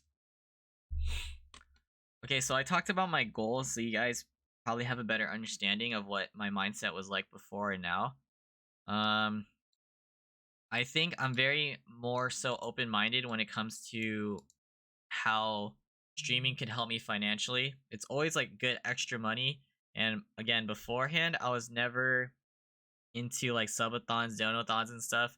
But nowadays, I create like mini sub goals, which we've already reached, by the way, daily sub goals and stuff. I think it's reasonable to put that, and I'm very, very appreciative. Okay, let's talk about. What can I talk about? There's a few things. Let's just talk about the positives and negatives. I feel like there's more I want to deep dive into for the Twitch journey because you guys have no idea. So many friends have impacted my Twitch journey. So many. Like I can name drop so many people and give specific reasons of how they've shifted my like mindset with Twitch streaming. But yeah, it's like I'm influenced by so many greats that have came before me that are no longer streaming or are currently streaming, just thriving, doing their thing, you know? Um but it's mostly friends. It's mostly friends. Like I remember this is like going back in time again. I remember when I was so new to streaming and didn't really understand the concept of communities and stuff, but like I found certain streams very entertaining. And I also when people make you feel included or give off like such an inviting energy where you just feel comfortable being like in their presence just watching their streams, that is like that's like one of the coolest things for you to feel like you a sense of belonging. And I feel like those streamers from the early days made me very hopeful and wishful that I could do something like that. Even if our like content's very different, it's just what I look for when it comes to meeting new friends that could find like genuine and like that I'm just like very gravitated towards them is that level of comfort. Um yeah, it's just like people who are genuine and who really try to get to know you. I feel like I'm drawn to those type of people cuz there's many times where you could join streams and sure people I have so many people in their chats, they're just used to it. And some people may not be as open to meeting like other people. There's that, and that's okay. But then it's just those who take the time and effort. It's like crazy cool. I think you'll learn along the way as you meet more and more streamers, like those type of people that you gravitate towards. Like people would ask you about your day and constantly ask you questions. And it's just like you're just like stuck. You're just like stuck there. You don't want to leave. It's like comforting. If it's that plus them being very entertaining or it's just like such a good vibe, it makes you want to stay. You can have a specialty in what you do, but there's no point if your heart's not in it. Facts. Facts. Dude, yeah, the shooting the shit podcast you had was sick. That's what I'm appreciative of, the real supporters and the viewers. But I never really um I would never call my friends like viewers and stuff, even though that's like a good term to use. I really stream to like make friends. Do you think you're a better talker IRL or is it easier on stream for you? I think it's pretty even. In person I'm way better at one-on-one conversations, but streaming has taught me to like become a better speaker to be able to like catch on all these different conversations to like multitask. So, yeah, interesting question. I like that though. I would say that I could keep a conversation realistically, but in person, I'm in group settings. I don't like being the center of attention. as in like I don't try to do anything that draws eyes on me. So if I'm meeting people for the first time, I think 80% of the time people will think I'm introverted, and that's okay.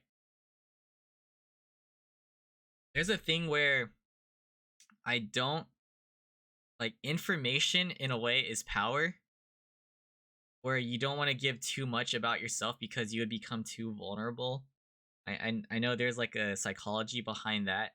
Even though it's not like you're trying to have power over anyone, it's just that like I learned that sometimes people like to think they know more than they actually do about other people, and I just let them think that way. So, does that make sense? It's like, okay, like if that's how you think about me, which is totally cool, like I understand, and I'm just going to keep it that way. That's what made me take a chance to stay around in streams. I enjoyed the good vibes and welcoming environment. You kept that energy basically every stream. Thank you, Nat. No, it means a lot. I feel like I'm a veteran streamer at this point. To the in the aspect in regards to where I want to be able to help others. It's not the same anymore. Back then, I used to try to jumpstart people's streams to get them to know like everything on the fly, like really quick, to give guidance for them to be prepared for like what's to come, like to learn about commands, raiding, interacting, meeting people. Like I would introduce people to other people. I would try to help them hit their milestones, stuff like that. Just like build them up, and then they would be good on their own. And then it would be like so wholesome for people to, for me to see like mutual people in their streams. Like that's the coolest thing. And then sometimes like I don't want to get in and jump in because I just want to see what their interactions are like. But then there would be times where I'm chatting and then people would be like, "Oh shit, you also know Wilson?" Stuff like that. It makes me relive the past when I started streaming and I saw that. Like I know exactly what that feels like to recognize someone in multiple streams, and I do catch you guys doing that a lot. Mochi, for example, because Mochi is one of the last few streamers that I've interacted with so much as a new streamer. Having the right people makes it super fun, honestly. Like, Wilson, can you have my attention all you want? Thank you, Derpy. Cherry, thank you for the 7 stream streak. Yo, keep in mind events and holidays. Do events. 24-hour box openings. There's a lot of content ideas. Jason, we haven't talked in so long. I've been extremely occupied and more busy where I can't stream as much anymore. But I definitely want to be able to balance IRL stuff and all of that. I'm also a huge raver now, just a heads up. I've been going every week. I didn't know Twitch until I met you. And now you know more about it too, and there's the beauty of it. Wait, you're not an introvert? No, I think I'm an ambivert. People will think that I'm introverted, but I could definitely like put myself out there if I wanted to, but I just keep myself like low key. Social media team, no, for real, like editors and everything. Like I'm thinking about that, the future of it. If people are willing to help me with my podcast ideas and all these game shows, I want to be able to learn how to take it to the next level. Just gotta figure it out. Positive vibes, dude. I missed that command. Holy, he made that. My friend, she used to play in Eternities back in the day. Wait, who's your ranked friend that you're talking about? The thing about when I include people, I try my best to remember everyone. I don't host things just to host them. I host with like intent of literally getting to know these people, but it's difficult. That's why I kind of slow down on tourneys, because I can't really keep in touch with every single specific individual. I can know of them, but tourneys don't allow people to know more about me.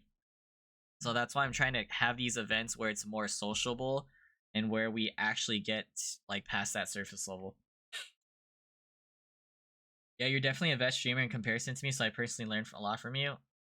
I feel like I haven't provided as much insight and guidance for you specifically, Jazz, because like I know that we have a lot of mutual friends, and during the time that you started streaming is when I started slowing down with like Twitch and everything. So I do feel bad, but I do want people to know like I really tried so hard back then to stop by all my small streamer like friends chats and everything just to like give that guidance. It's so much easier talking to people when the stream isn't like popping realistically. So it's nice. Massive raver, yes. Wilson at a rave when I'm sitting down as extrovert. Zorart, yo, you know Zorart? God damn, it's a throwback name, bro. Yeah, that guy's a beast. I remember him for sure. He used to like message me like randomly, like in my chats too, here and there. I'm pretty sure he'll come back like from time to time. So much to teach, and I feel like so much you learn from me, a sensei. Okay. Back to slaving, hit me up whenever y'all. Love Peasky Cheese. Miss you, man. Thank you, Jason, for dropping by. Thank you for the 5 stream streak. You've known him for that long? That's a small world. Okay, the thing about streaming too is I love watching people grow in their own way and to see them, you know, like just to see the direction they're going at. Everyone has their own specific goals. So I will go towards giving advice after I share more details of like the journey and positives and negatives. Yes, if you guys have questions, I'm always willing to chat it up and to like help in any way possible. What I mean about being happy seeing people's success is like if they want to get big, like viewers, creating communities, being what is it called again? Partnered, like by all means. I've seen that happen. It's great. It's great. I love it. I'm nobody. No, you are somebody. You're important. All right. So we talked about goals, the schedules.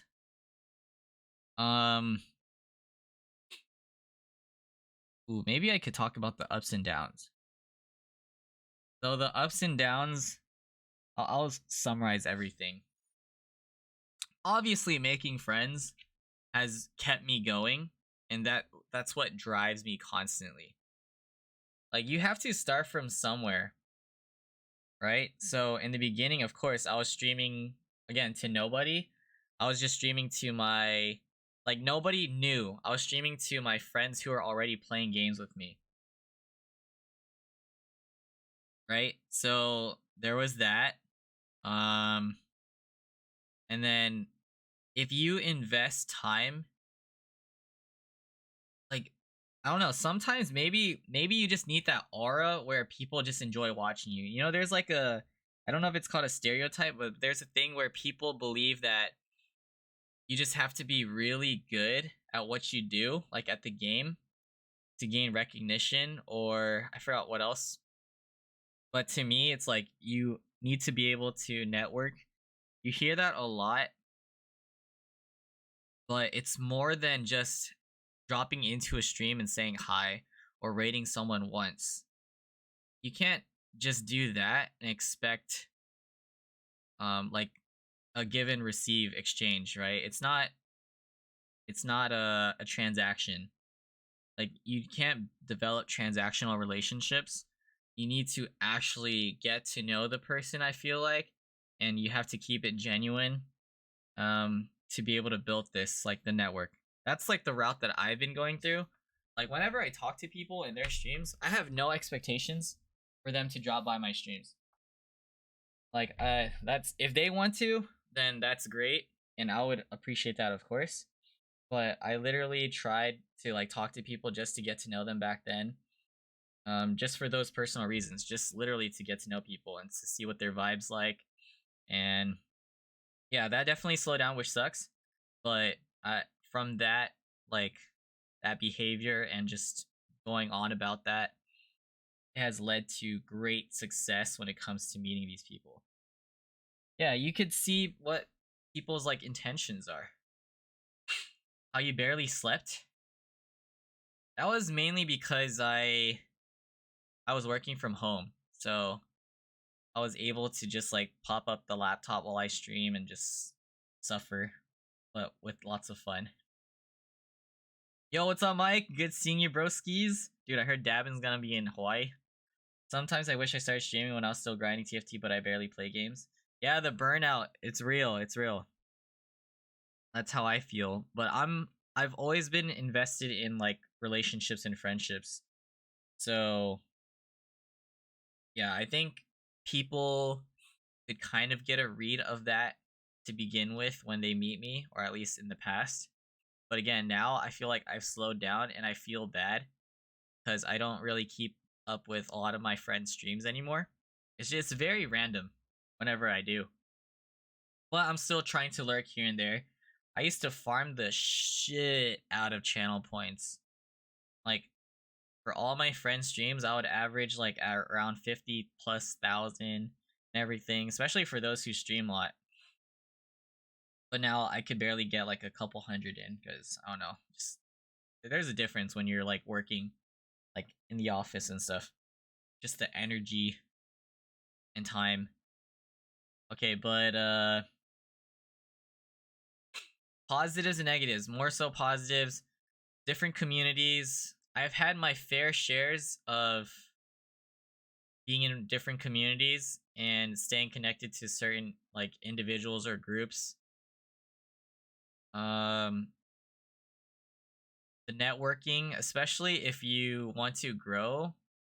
I could talk about tips too, huh? I'm already giving tips, so I could teach or give tips from other people that I've heard. Realistically, if you want to grow as a content creator, Twitch isn't gonna help like itself. If you want to stream with the purpose of because you enjoy it, sorry, like I'm thinking of so much while I'm speaking right now. If you want to stream for the sake of streaming and just being talking to a live audience, then just stream as much as you want. But if you're trying to grow as a content creator and streamer at the same time, you have to nowadays you do have to juggle. You have to juggle with different platforms, so including YouTube Shorts, even like Instagram, Twitter, TikTok. You got to put your content everywhere, short form, long form. You want to build everything, not just one, because somehow they'll be connected. And that's why when you see like big streamers, you see their content everywhere. So you have to just build on so many different things. And it's definitely tedious and time consuming, but I think it'll be easier if you have a set niche and you like cater towards a specific audience. Just go at it like that. I definitely am not doing that, although I've tried and dabbled. Like I mentioned, I'm still, even though I'm like a veteran when it comes to streaming, I have so much to, like, I have so much room for improvement, especially if I want to stick to that single niche and if I do want to grow. Like, of course I do, but I don't have a set direction, and that's like a personal issue. But it's for those who are just trying to grow. But if you want to like make friends like me, then I'm happy where I'm at, and I'm doing me, set community. I definitely could take it up a notch to meet even more people because there's great people out there that I haven't met yet, still haven't met, but in due time, hopefully. Yeah, the space is huge, but it's also small at the same time. Really, it's really small. The communities. Uh, yeah. So there's a lot of positive. I think realistically, everyone knows about the positives. I do want to talk about the negatives and maybe things that you could learn, maybe from like my own experiences and quote unquote mistakes. Like me, Wilson. Wait, what do you mean? I do. Ari, have a wonderful night. Appreciate you. Thank you for stopping by the stream. Hope you have a good one. I'm still not just crazy. Yes, of course, of course. Okay, so I guess what I would consider as mistakes. Thank you, Ari. Do what you gotta do, alright? Focus on yourself. Everyone. I feel that if you get a really large audience, it takes so much more time to get to know people. Yeah. So that's why I always like sometimes I would try to put myself in like their shoes, like big creators, and see what it's like. I understand that they can't read everything and how they've adapted to that lifestyle where like that's just how it is. But for me, like I don't think I could do that. At most, I think that I could only get to like a mid-tier level type of streamer because I'm very very curious and I'm always more so invested in those that are like that drop by my streams. What's up, Matt? Hope you're doing good. Me and Panda in the house. So it's like my own little personal secret or thing that I do. Every single person that stops by my stream, I respectfully stalk you guys. I want you guys to know that. I told people that beforehand. Like this is how I was able to learn more and more about the community. Just recognizing names and just like yeah, see you guys know. Like the first thing you do is you click and you're like, okay, are they a streamer or are they not a streamer? Are they just viewers? Next thing you know, do they have a bio? Do they say anything about themselves? Do they have a social media presence? Do they have suggested streamers? Do they have set mutuals XYZ? Do they have any games that they're interested in? Things of that nature. Right? So I want to try to understand like what type of people are like dropping by my streams and everything. And I say this a lot, so I haven't said it in a while, but you guys have definitely heard me say I respectfully stalk people. I know Matt has, me and Panda, for sure. Maybe Hun Cutie too. What's up, Ian? Yeah. So like I try to see if you guys stream and I would at least try to like say hi because to me it means a lot when you guys are involved with what I do. Like Hound, when he dropped by and he was willing to join like my tournaments and stuff, like I know it's not the same for me to just briefly drop into a stream, but I do want to show like my appreciation in like other forms. Like for me, I'm terrible. Like I can't keep up with streams like nowadays. Like I'm just putting that out there. But it really does mean a lot to me when people drop by my streams and then like I would try to check up on them, whether if it's like on other social media platforms. So I'm like, if I don't see you guys on Twitch, hopefully I could see you guys on Twitter and Instagram, whatnot, because I'm like posting a lot on there too. What I do now? No, I'm just talking about a lot of things with streaming, like streaming journey, like my own personal secrets and my thought processes. Like I lurk for so many people and maybe not as much anymore. I told people earlier that I used to subscribe to so many different people, but now like I can't do that. It's just not affordable. I used to be me and Matt too. Like I was sub to around 40 to 50 people every month. And now I'm just using my Prime sub and I'm subbing to people like very not a lot. Not a lot anymore. I don't. So I'm super appreciative when people like gift me subs too. Go to sleep, oh man. What's up, Emmy? I think Wilson knows me by Justin's mod. That's how we met. I try to remember how I meet people too. Like it might be difficult, especially if we don't talk as often, but yeah, that's not even just Twitch though, by the way. That's like my own secret. If I somehow spot people, I'm just like, all right, get a quick rundown profile of what they're like. No, Matt, for sure, bro. I knew you before the PC and everything too. When you were a 2K streamer, yeah, dude. Everyone that comes by, I click on them. So, okay, more things. I guess we could talk about advice and also my mistakes and like the negatives. Which one should I do first? Maybe advice. No, actually maybe negatives. So we're talking about the creeps away. If I'm real talk, there's a lot of different people out there in the world. And I saw this TikTok recently that was like so cool. This is gonna be a mix of negatives and things that I could provide, like when it comes to insight and guidance. I saw a TikTok where it says there may be one world, but realistically, there's 8+ million worlds out there because the world is how we perceive it from our lens, right? So it's how you see things. Maybe people like match ideas, which is why we have like similar understandings of how the world works. I think that's just like beautiful to like see it from that point. So that's why I want to continue and say like live your life the way you want to live it. And when it comes to streaming, have your own set like guidelines, standards and stuff. Like just understand that people see things differently and you don't have to compare yourself to them. Hi Mort, thank you for the raid. We have a podcast tonight. How's it going? Welcome in, Raiders. Thank you guys.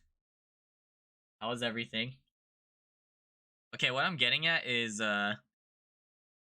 when you compare yourself to people, especially when you have your own set goals when it comes to streaming and stuff, it will affect you negatively. It'll really hurt you, whether if it's on Twitch or in real life. I just want to shed that insight. Like, for example, if you're streaming and you don't see growth, that could be very destructive for you. And then when you see someone else succeed, it might affect you, even though you're rooting for them and stuff, right? But you just have to realize that you're doing things at your own pace and your own timeline. And there's no set standard of like how and where you should be out. It's just like what you create in your head and what you're learning from society, from other people's perspectives. Like, yeah, it's not a race. It's like even in real life, people like might have the mindset of like, oh, I want to be married with a family by age XYZ, 30, 35. You want to be like a millionaire, you want to retire at a certain age, everything. People have been like buying homes, stuff like that. Yeah, just kind of have that correlation to Twitch. Just don't compare yourself because nothing good will come out of that. You could be happy for people, but honestly, just don't put yourself down or anything if you're not meeting like their timeline. Yeah. I know that streaming could affect you when you think about metrics, and I think that's a good lead up. Goals change too. Yes, it changes for sure. Want to be married by 25. Yeah, I remember hearing people say that too, stuff like that. Okay, but streaming advice and the negatives. I'm just gonna go back and forth. Metrics. When you think about streaming, I feel like it's hard for me to explain negatives because everyone could see, again, negatives as different things. But just remember why you're streaming. I think that's good advice. Focus on that. If you're streaming to grow, you might have different negatives. But if you're streaming for the fun of it, then just remember why you're doing it in the first place and why you love it and appreciate it. Because one thing that I know a lot of people deal with is like the numbers, because some people like to track their own progress when it comes to like average viewership, whether if it's like subs, followers, things of that nature. It could affect you. I know people say they turn it off, which is good. Like you can turn it off. For me, like I do turn it off, but I do have another tab to keep my moderation in check in case I need to open that. So like for me, I'm comfortable where I'm at, and I definitely see where like how I've grown in the past over time, and then where I kind of like plateaued and stuck through there, and I'm cool with it. Like for me, it was never about growth, but I could see why people are affected by it because it doesn't mean anything. Because like maybe if you do want to get partner, that's one thing, or if you want to become like a mid tier streamer or like a bigger streamer, like you have your own set goals. um it might be best for people to learn from people that have already succeeded when it comes to like growth rather than for me to like give my own advice, but I could definitely share like insight from what I've learned from people. A niche is definitely very important too. That's what I'm still figuring out, and I'll probably said that 1,000 times. But I've always wanted to have like a just chatting type of thing where I could grow from that. But I don't think I do enough interesting things to like be able to do that. I've had friends that have grown so much from doing like just chatting and everything, where they're like partnered now and stuff because they're constantly doing something different. Like their content is like amazing and they're just great people overall. So once you combine that and have like a set goal and plan, it just works out. And I see like so much growth in it. I'm like proud of them. Not enough to look at what the I haven't tried the bathtub one. I don't think I would. Personally. Enjoy your dinner, Matt. Thank you for stopping by, man.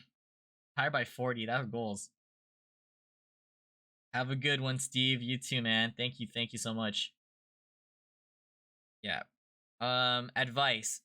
Realize that people have their lives outside of Twitch. So people will come and go, and that it's okay. And another thing is that not everyone gets along with each other. I've seen so many fallouts over time. Like so many. Like although I love bringing people together, there's many times where people just don't get along. There's disputes. Communities don't talk to each other anymore. Like they're just not friends, but that's just the reality of things. And that's why I've told some people this before, that I feel like within the whole community, I'm a floater. I don't stick to like the same group all the time, but I'm just doing me, and I just, again, I appreciate it whenever people like chat it up, people who are willing to play games with me. I'm very open-minded to like talk to anyone, and also optimistic with that approach. But yeah, just seeing everything like fall out, or friendships fall out, it sucks, but that's just again the reality of it. That could definitely affect you mentally, your mental, in many ways. But like it was said earlier in chat, the real ones will always be there. Like even if they don't get along with people that you might know, as long as you guys are good, I feel like that's good for me. Yeah. Might not talk as often or not at all, but as long as it's not bad blood, I'm cool with that. And that has to do with like a lot of previous communities that I've been a part of. But now it's just like different friend groups here and there. But people, for the most part, have been great, and I've met way more good people than bad. So that's a huge win. Other negatives. I do want to talk about the doxing story, because some of you guys already know that, but that was a huge thing for me too. Despite the like many high highs for me, that was like a pretty low for like streaming. We talked about metrics, mental. Oh, streaming is hard.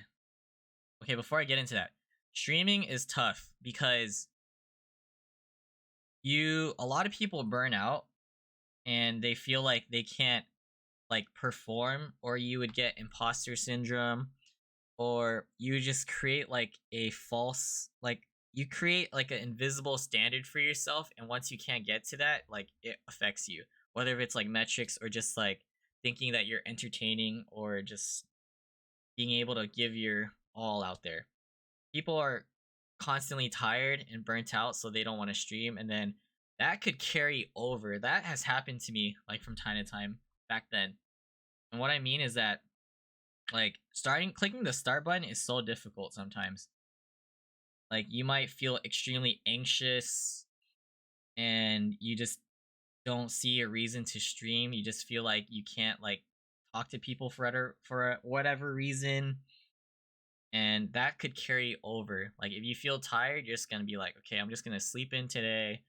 I'm just going to watch shows and chill and not stream." And yeah, days goes on. and that could affect you. It can make you to deter you from like wanting to stream again until the point where you have that kick and that spark to like go at it again. So that has to do with like lack of motivation, and I guess that is catered towards whatever your goals are. It goes hand in hand so often, every so often. And why I bring that up is because like for me, I'm so complacent and happy where I'm at when it comes to streaming because I don't have those set goals, so it doesn't affect me. But I'm kind of trying to share those experiences from other people and from what I've kind of went through before having that set mindset of like being okay where I'm at. But the doxing thing is a negative, and it's something that I need to learn as well. When I met when I was on Twitch in the beginning, like everyone has their aliases, right? Like Hound Drag, Ian Panda, Yerpy Derpy, Dark Dragon, right? I know those aren't your names. I like this is surface level.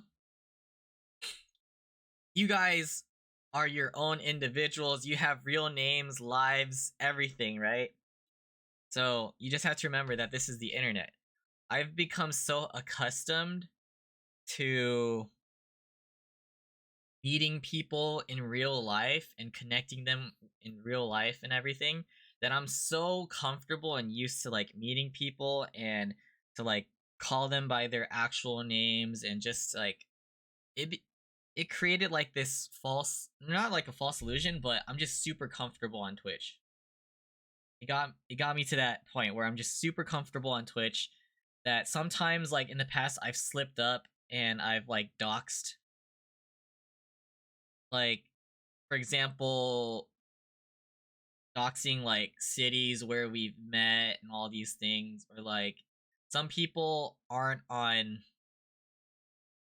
what is it, like some people are like VTubers, they don't like showing their face. I have to be more considerate of that, and you don't want to slip up and say names.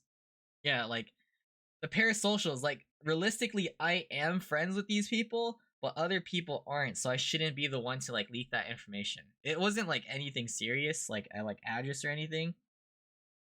RJ, what's up, man? Good seeing you, broskies. Hound Drag Smith. Yeah, so I had to learn that um it's hard, but you just have to be careful and you just have to like learn from your mistakes. I'm trying to think of one where I really messed up, but I don't think I can recall. But I try to be considerate. Like when I vlog and stuff, I try to ask people like ahead if like they're okay be on camera, for example. But then, which is different. Like you want to ask people like, are you okay with me calling you RJ or Retro J, for example? Okay, the doxing thing, at least from my standpoint, okay, this is a negative, but I don't want to discourage anyone from streaming. I've said this before that there are bad people out there and you don't know why they're bad. Right? People just do horrible things for whatever reason.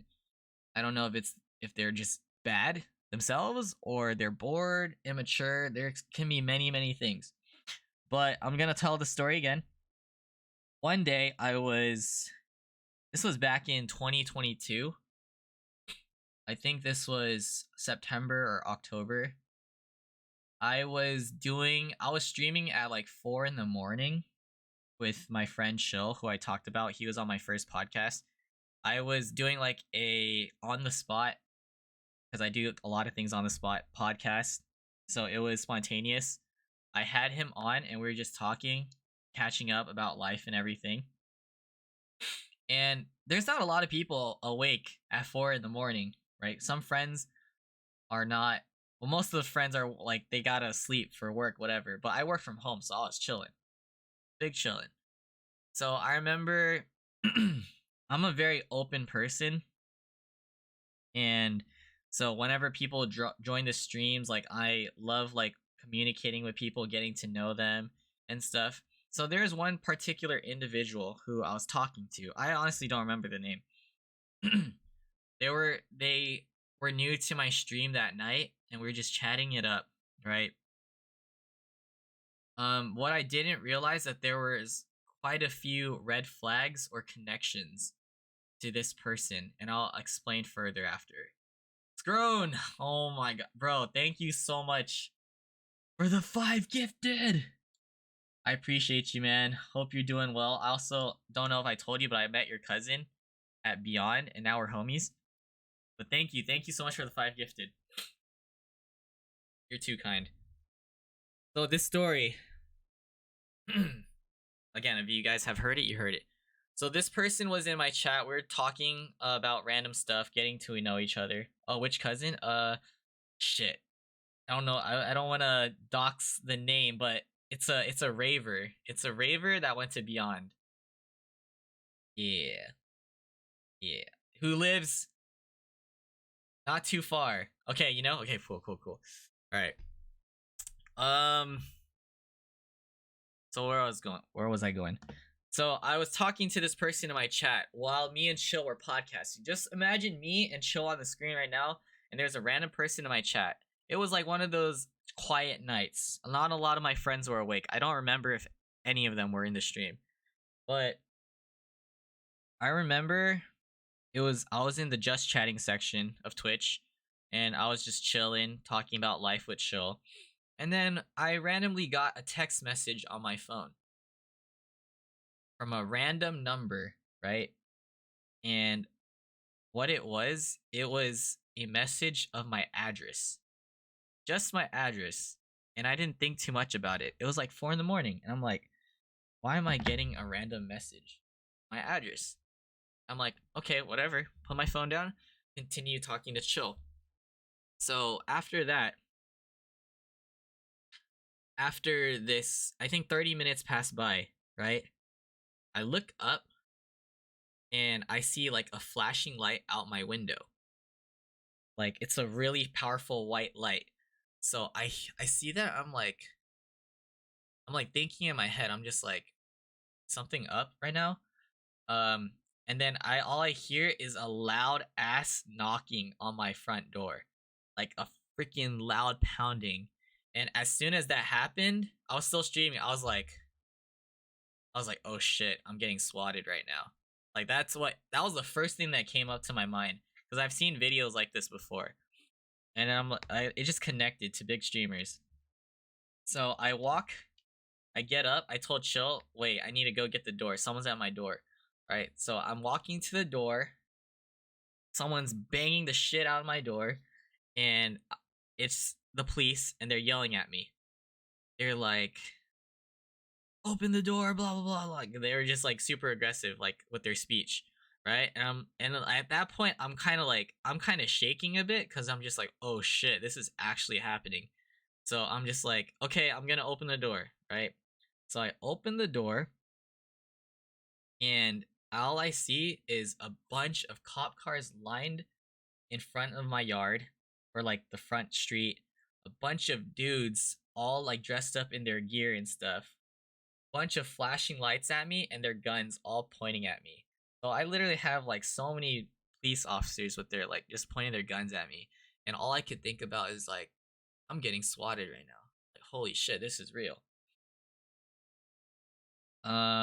They got like the IP address, basically. Like your information is it's out there. People could hack it even if you have a VPN. So yeah. So they were like yelling at me. They told me to get out, and I was just like, I'm getting spotted right now. Like I'm being targeted as a prank call. Like I was trying to tell them that. And then they pulled me to the street. I didn't even have shoes on. And then they were asking me hella questions. They're just like, I was like, what's going on? And then they said, we got a report that someone's sister is being stabbed in the restroom. And then they were like asking me if anyone was home. And then they woke up my whole family, and my whole family came outside. Again, now this is like by 5 in the morning now. So they all came outside. They were very confused of what was happening. Luckily, no one got hurt. They went into my house as they started looking through every room. They see that I'm streaming. There's a video of them coming into my room because I made like a video about it, and then they knocked over my camera. Eggy, Mina, thank you for the lurkies. Hope you're doing well. Appreciate you. They knocked my camera down, and then they checked my room, and then they left. And then I had to explain to them because there was like a old cop and young cop, different generations, different understandings of like why I was being targeted, and it was basically just a prank, right? Someone was like pranking me, and then they targeted me randomly because I was in just chatting or something, and there's no way of catching them. Like there's no way. Like the random numbers. Yeah, it was. I don't know. Oh, I also forgot. Like I forgot the build up to the story. When I got the text message, I disregarded it. I forgot to mention that 20 minutes later, before the cops came, my phone started blowing up with constant messages from the same number of my address. It like spammed all the way down. Like my address going all the way down constantly. I got like 30 plus messages of just my address, and that was before it happened. So then I got swatted. They gave me like a police report saying to like, so what? I'm gonna give you guys like tip, okay? So if you're being targeted, what you do is you call the police. But you have to go to the line that's not like the emergency one. But let them know to like flag your home or your address, to let them know that someone might make a prank call and fake like a report. So then we were like talking. I was talking to the police about it, and they understood that it was like a prank, a fucked up prank, and that I was being targeted randomly because I was streaming. Blah blah blah. TLDR, we go back. I go back in, and my stream is still up and running. Ash, what's up, Ash? Good seeing you. Welcome in. Podcast time, just talking about a little streamer horror story. Yeah, let them know that you're getting targeted. So after being swatted by the police and stuff, I go back to my stream and I look at the chat, and Chill had no idea what was happening, and I was trying to tell everyone. Like I was like kind of freaking out, and I was like messaging like people, just telling them about it. And then that text number, the phone number that was texting me was messaging me stuff like it said like, yeah, we sent the police to you, like we sent the police to come get you, basically. That's what they were saying. And then I looked at my stream, and that, you remember that new friend that I told you guys about? I didn't think of it then, but just remember that friend, quote unquote friend, the new person. When I came back to my stream, a bunch of random people joined my chat, and it was the swatter. He was just like, he said the same thing that he sent on the text. He's like, "Oh, you're lucky to be alive," blah blah blah, and he said that he was targeting me, and then he was gonna try to target Chill next, and then I ended up blocking him and banning him and stuff. And then he came back with another account right after. He's just like, I have multiple accounts, like you can't get rid of me, blah blah blah. And then Chill, I don't think Chill was taking it as serious, because he was literally talking shit to the guy. Like it was the dumbest thing I could ever imagine, but it was such a Chill moment. He was talking shit to the swatter, and he started getting the same text messages and stuff, and I told him exactly what to do and not to like provoke him, and to like call the police, and he did. But yeah, they couldn't track it or anything through these numbers and stuff. Chill was talking shit. This was what he was saying. He was just like, oh yeah, come pull up to my house like right now and do something about it. And then this is where it kind of got cringe and stuff. He was just like, they started talking about like, oh yeah, I'll send pizza to your house or some stupid shit.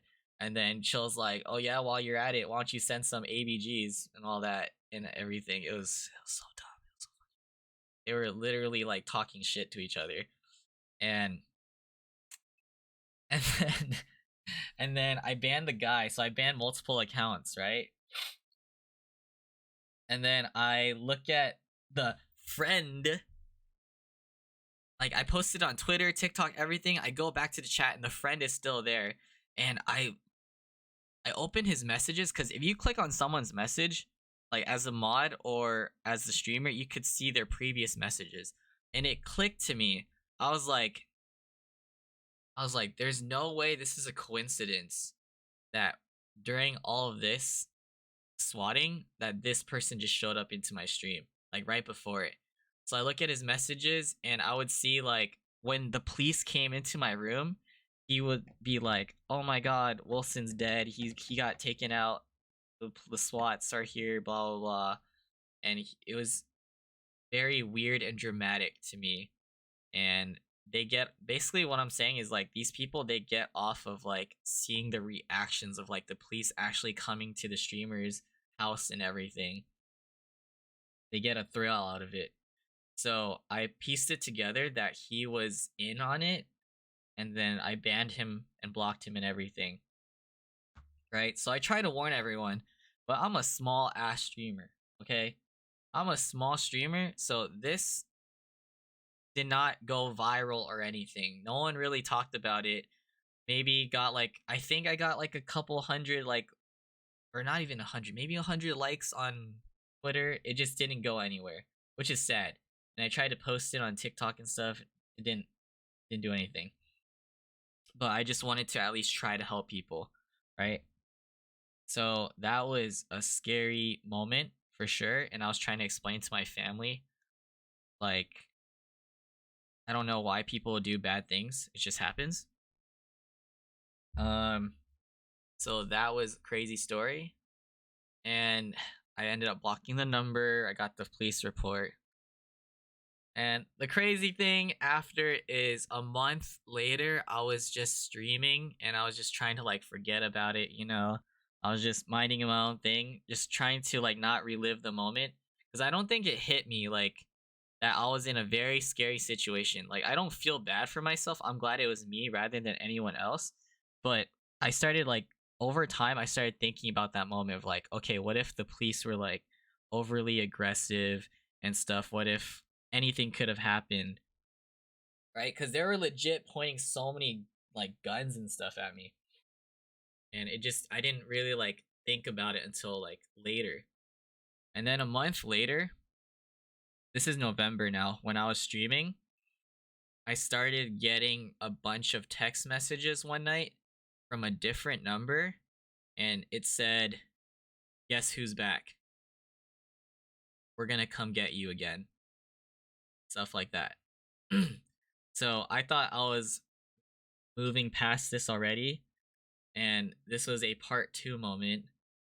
So I I like just started thinking of everything on the spot, and then I called the police this time, and I was just trying to like follow the instructions, and I told them, yeah, I'm gonna like to flag the place. And then they had a wellness check or something, so they sent 2 officers to my house. They knocked on my door, and this time I like talked to them about it. I was like, this has happened before. I don't know like what else to do, but yeah, we're good. So yeah, many streamers talk about developing PTSD. Yeah, it could have gotten worse. It could have gotten worse. So the police officers checked in on me and we were good. And then no one joined my chat anymore, but yeah, I got those text messages that time and then tried to like move past it. And then another month later, this is the third time, this is in December, the same thing happened again. It was just like I got text messages from random numbers, like from all over the place, like Texas, for example, and they're just like, you think that we're just gonna let you loose like that or something. They're just like, yeah, I don't know. They text and like they give like a weird heads up and stuff. And then I called again, and then this time they didn't need to send anyone, and then that was like the last of it. So that was the story of being swatted. And since that day, not gonna lie, I've been on very high alert with people that stop by the stream. So if like I remember this was like maybe last year or still the end of 22, like people like random trolls would jump into my chat and say some crazy weird thing, and it would like trigger like a flight or fight response in my head where like my heart would like just pump really fast and I would react and I'd be like, "Oh shit, is it happening again?" So like I would think of that, and then I would like automatically like ban people or look into it, and then I realized that, oh, it's like a total different situation, not even relative to it. So low key think I do have or had slight PTSD from it. I'm like really on high alert. And JB, thank you for gifting Mochi and Eggy, man. I appreciate you. Thank you, thank you. Yeah, a lot of big streamers have gotten swatted, so that's how I know, like, I've seen it happen to them. And like, I'd like to think I'm not dumb, so I wouldn't do anything drastic when the police is involved. I would want to be like on their good side. I didn't take a break from streaming, honestly. I think I was very numb and desensitized when it happened, where I was just like, I'm not gonna let this stop me from like doing what I love. Like, and I really, really like streaming, especially during that time. So I just kept going, and like I would talk about it here and there, but I didn't want it to be like about that. I didn't want people to feel bad for me that it happened. I'm just glad that it happened to me rather than anyone, because I learned from it and I could like teach people or like help people prepare for it. So I just kept going, and then I just moved on. Honestly, I moved on and I just continue like hosting things and streaming whatever I wanted to stream. So yeah, there's the negatives with that. There's also like trolls, clout chasers. Another thing is like if you have a Discord, make sure to have like a high security for it, or like private calls and channels and stuff. Because I remember back then there was like a time when these random kids jumped into like the call, same call where we were gaming, because it was like a public call, and then they would blast like pornographic audio and stuff, and like really effed up things like racist remarks and stuff that would be heard on stream. So I learned from that. A lot of learning stuff. I also learned that there are clout chasers out there. I think people know that, but considering that I don't have clout and that people were trying to get something from me was pretty crazy. And how I know is because I told you guys that I respectfully stalk people, right? Respectfully. As a joke, what I mean is that when people raid me, I I really appreciate it. So I don't know how strict they are, but nothing happened. Yo, Prey, welcome back. What's up? What's up? How's it going? Let's see. People like that go off of your suffering. If you continue to do your thing, they lose interest. No, exactly. Exactly. The clout chasing thing is someone raided me before. I don't remember who anymore, but I remember watching the VOD. I used to like to look at VODs, people's VODs, to see how they decide to raid me. Because I was like really into like connecting to new people, and I would love to hear people's like honest reactions and opinions. Because sometimes you go looking into random streams to see who to raid. Like I used to do that. For me, I'd be like, okay, let's see what this person's vibe is like. Okay, good vibe. Let's rate them, show some love, make a new friend. Yeah. For them, they're just like, bro, like there was two of them, and then they were talking and they were saying how, oh, this guy has this many viewers. Yo, if you rate him, they're bound to follow you too. But then that wasn't like the worst part, they were just like, bro, this guy is so shit at this game. Like they were like talking shit about me when I was playing Valorant, and then they still rated me, and then they didn't even like say much. They were just like spamming, like they were like putting like emotes in my chat. They didn't even say hi or anything. But it was so dumb because during that time, we were just messing around in Valorant. Like what we were doing is, do you guys remember when Arcane came out, the League of Legends thing? Arcane came out and it was like all over the walls in Valorant. So we were just fucking around, just shooting the walls, like just to admire the art and stuff in Valorant. And then they were just like, and we were just like fucking around, like knifing each other and everything. And then that's what they like were talking about. So yeah, they fucking roasted me, and they just wanted like clout from that. So it was super cringe. And then there's other things to note, like there's honestly there's a lot of shrimps out there, but I don't mind. Like if they want to be doing shrimping activity, whatever makes them happy, right? As long as everyone's in like in a safe place or safe space. So there do be those type of people in activity. There's one thing where you could be a shrimp, but when you're like a gatekeeping shrimp, it's pretty bad. Not gonna lie, it becomes like a, what was it? What was that term? The parasocial. There you go. Parasocial. Like shrimping. I don't know. Can you say that? Can you say that word? Like, you know, when you shrimp for people without the HR.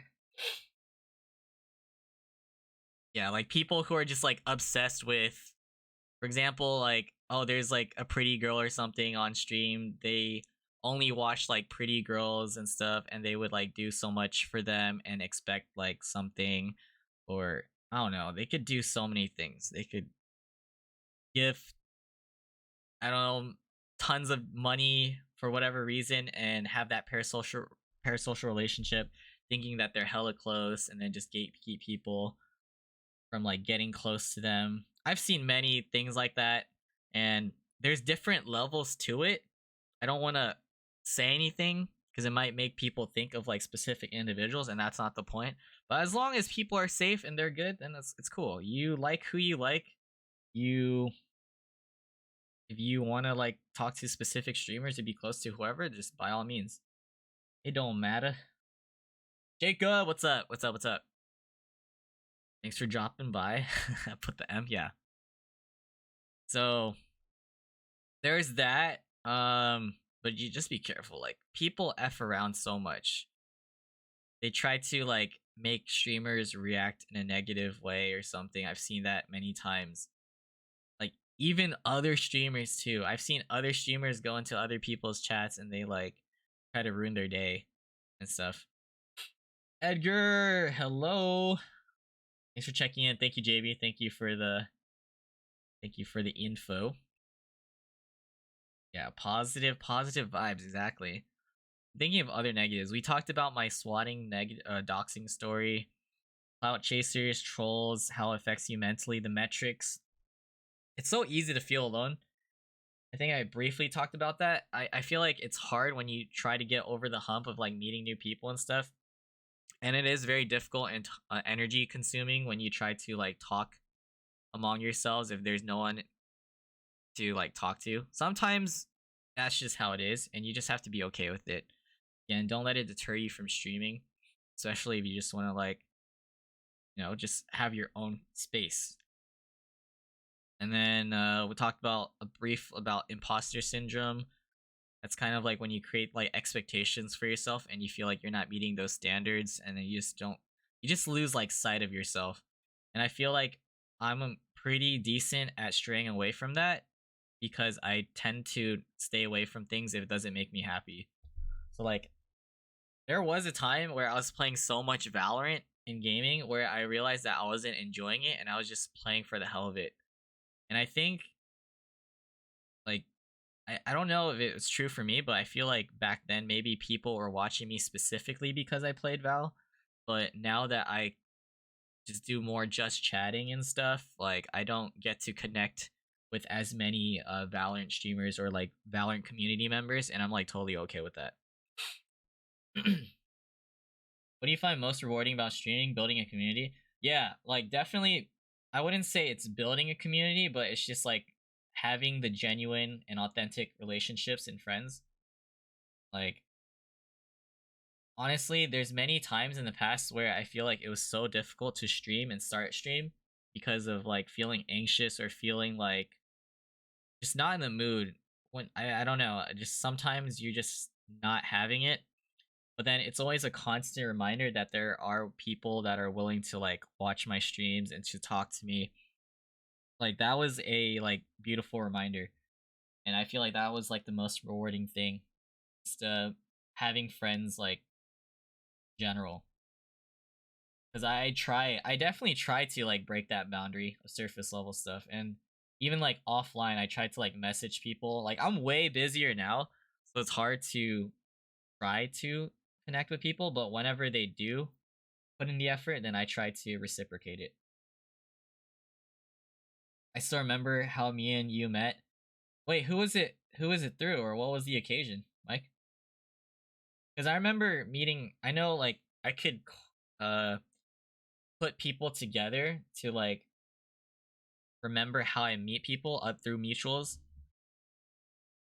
Like for example, I correlate assassin with you because I always see you guys together, Mike. Oh, DN stream. Okay, man. Speaking of DN, another fellow streamer that doesn't stream anymore. What I'm saying, like when people come and go in the Twitch world, and then they do drop by sometimes, like here and there, but it's crazy. It's like a constant new generation and flux of streamers that I'm just like so behind on. Like I just don't know. It's so real. It could be correlated to anything, even now, like with raving. You know when you like, especially for the ravers, you're raving and you keep up with all these new music and new artists. Like you know everything that's on the way. You keep track of events and dates. Like that's how it was for me with streaming. Like I was like pretty on top of the Valorant community, at least knowing like people and everything. So it was cool. But now I'm so behind. I think we're all thankful we met you and each other. I appreciate that. That's such a sweet sentiment. Thank you. That started 29 months later. Yeah, we're already crossing into year three. Year three of things. But yeah, there's so many people. And honestly, another thing I learned about streaming and meeting people is that sometimes timing the timing might not be right, or it's meant to something's meant to occur in the future. For example, is like with friendships. One day I can meet you and we might be like really surface level friendships, yada yada, talking back and forth. But maybe like 6 months from now we'll be like super close, and it just happens with people naturally. Like I think for a good example is like JB. The first few months of knowing JB on Twitch, I didn't even know anything about him. Like I remember chatting with him or hearing his voice like once through mutuals. Like we weren't close at all, and then bam, now like I'm going to like the rave house, seeing you like every month. We're chatting it up, talking about like raves, life's work, all these things. It's crazy. Like the timing of all. You could meet people in the community or other communities, but you might not connect with them till later. So there's that. Yes, we met at TwitchCon when I thought the other Jacob was you, Jacob. My bad. My bad. When can we cross into year one with you and me? Wait, I thought we're past year one, no?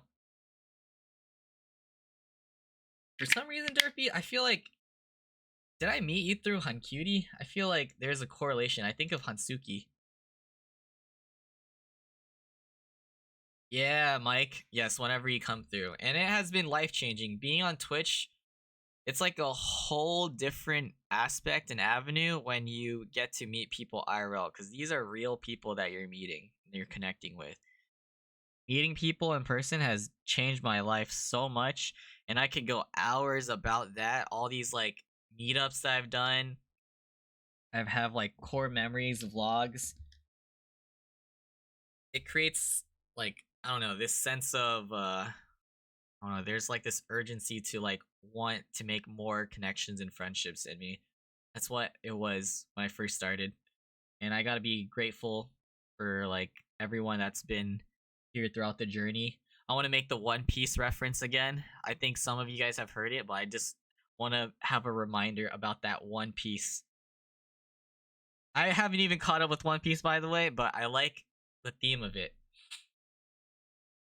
I embarked on this journey on Twitch as if I was on my own expedition, One Piece.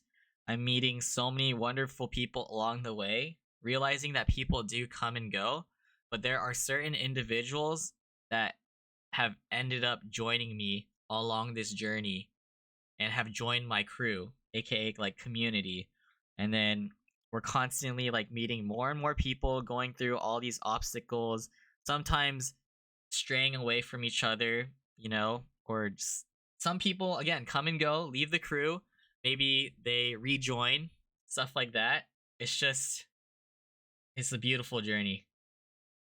It's a long series, and it definitely is for Twitch too when you're connecting it to Twitch, because I'm still on this journey and I've met so many amazing individuals with you guys. I remember you had a talent show and Kez was on it and I came by to troll Kez. Oh. Kez is a beautiful singer too. I miss Kez. Had a Kez on a podcast. I have the issue, I'm really low maintenance type of friend, so I don't really message people or talk to people, but I'm an extrovert, so I still want to be with people. I get that vibe from you, like 100%. No, I get it. You definitely don't need that low maintenance and stuff. But then that's why we're able to connect because of social media. And whenever I stream, you like drop by whenever, and I'm like totally cool with that, and I love that. Like I'm kind of the same, but I would always be open to like be there for my friends if they message me or like they need anything. I try to be like whenever you message me, I'm a quick replier for the most part. I'm like 90% like a really really fast responder and stuff, and I try to connect with people in other ways if it's not on stream. Yeah, Pirates Who Can't Swim, Rave Crew, GM, what's up, GM? Welcome back to the podcast and stream. Remember the talent show? I found you from what I can recall. Ooh, and you got a show this week. Let's go. K Toxic and Elefante. I have Sullivan King. Enjoy a few more days of work before that. Yeah. Yeah, this is a long podcast, but it's lit. It's lit. We talked about a lot of the negatives. Just trying to keep things into perspective and to be real. It takes a while to get to know people. That's one thing for sure. So that is one thing. So if you're willing to put yourself out there in other people's communities and you're open to like actually chatting with other people in the chats, that is such a great way to like build that network. Again, as long as it's genuine. I notice something that's different on my stream, maybe compared to others, that I do want to note is the mod wall. I guess to other people it might be a problem or something very unusual how I have so many mods, but I don't know. It's just to me, I've had this thought process back then of like, you know what? I've met these people, or I feel like I really trust these people, so F it. I'm just gonna give them this nice little mod looking badge and give them power. And I feel like it's yeah, or diamonds. But diamonds are limited, so I have like the swords. But I could see how that's a good. Yeah, it's because I ran out of VIPs. Like I'm being dead ass, like honest about that. I feel bad, like just trying to take swords and VIPs away from people, because then it's like one of the most crushing things at times, and I get it. Like I have to be reasonable, but I have like a soft spot. You know that if have you ever or can you imagine giving someone VIP and a sword, and then to realize that they don't really like go on Twitch anymore, and then you remove it, and then by the time you remove it, you see them drop by, and then it's just like, oh shit. It's just a badge, but there's like a psychology behind this. There's like an actual mindset behind it if you're in the game for a long time or in the Twitch world. Some people might not care, of course. It's just okay, so what? Like I don't got a sword, I don't got VIP, but it could be more deeper than you'd expect. This man gave me a sword. Wait, don't relax. Like I'm keeping it real. Like I've felt like now, my mindset now is like I honestly wouldn't want or deserve VIP or mods in so many people's chats because I'm not as active anymore, but I'm always appreciative, and it's like a really kind gesture to me. Especially it's like a surprise when people VIP you, like when you're like living on Twitch back then. It's just like, holy, this is like, I'm super grateful for this. Like it means a lot, at least in the Twitch world. It's like outsiders won't know. Outsiders don't even know what like pog means, and stuff like that. But then when you get it taken away, especially when you're living on Twitch, ooh, that shit kind of hurts. It has happened once, and I want to explain this side of like my thought process. Like it's not the biggest deal. We're still friends and everything, but to me it feels like you're being stripped of like, I don't know, a sense of like, okay, maybe you're not as close, maybe you might be doing something wrong. You're just thinking of different stuff, like the negatives about it. But I got over it. Yeah. Stuff like that. And then the biggest flex though, I do want to say, is Founder's Badge, okay? So Founder's Badge, if you got that, bam, coolest thing ever. Probably why I used to sub to so many people back then, just to flex the Founder Badge. It's like not the biggest deal, but it is like something super cool. Because that just means you can only have 10 founders. You have to be the first 10 subs. However, if people get like unsub, you could replace the founder for the next following person that's still currently sub. So there's only 10. And that happens a lot. Like you can lose the founders easily. So they made it more accessible, which is smart because some people don't go on Twitch anymore like that. Yeah. I was your first sub. I'm pretty sure you were one of the first few. I don't know though. But then, yes, you still have the badge still. Appreciate it. Ever seen a founder for Wilson? What the? You just see, there's a founder right there. Yeah. Bandy has one too. I think Bandy. Where's Bandy?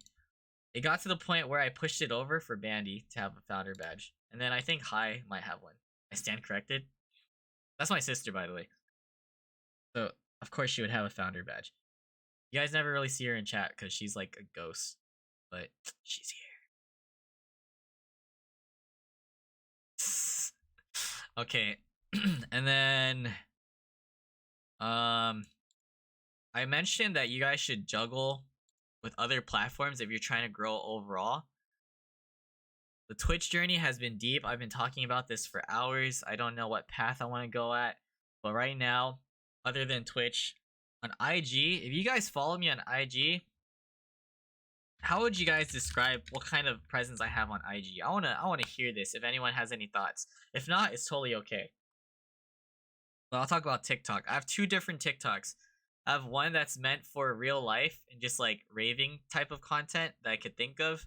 I'm just trying to like be more involved with so I could put myself out there to meet new people.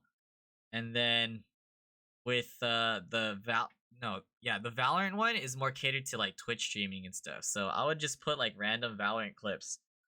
There was like a phase back then on TikTok where it was really cool to like just post clips, funny videos and stuff, and to see the growth was really, really sick. But then it like, for me, it was so random. I got to 1,000 so fast, and then it just stopped. And then I didn't really care. I just keep posting here and there. But now, like, I have a different agenda when it comes to the raving and more personal one, where it's just literally speaking my mind, head empty, like random thoughts type of thing. Kev, what's good? Wholesome motivation gym. I like that. Thank you. I think TikTok works with the growth because okay, actually you could stream on YouTube, TikTok, Twitch, other things, but TikTok could draw people towards your Twitch streams if anything, especially if you post a lot of your Twitch related stuff. If they could connect with you somehow. Like I'm not a master at it whatsoever, but it is just like a good way, but it's kind of like you never know unless you try, right? There's an open probability always if you're willing to like put your streams out there on other platforms. Next podcast hasn't been decided, but I think I'll try to step it up since I do feel motivated after hearing you guys. Just trying to take it to another level.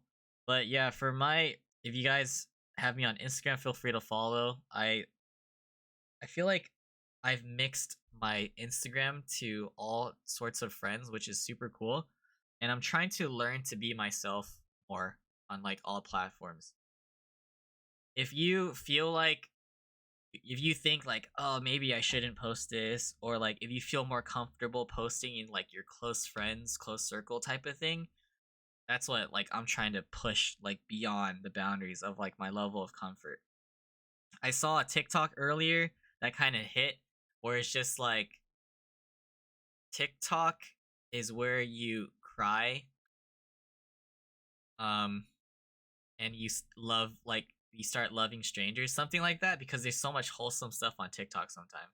And then Instagram is where you start learning to hate your friends or something. It was like so negative, but I totally understood what they were trying to say. It's just like sometimes the ones that or most of the times the ones that hurt you are the ones that you're the closest to or you deem as friends, because obviously you wouldn't really care about what strangers think as compared to that. So hopefully like none of your friends and family are judging you for just like being who you are to post things and everything. So that's why I'm getting out of my comfort zone to like post things. Like in my head I'm just like, oh shit, what are these people thinking about me? But as I grow older, I'm just starting to care less about that and just trying to be like more like about me and okay with it. It's very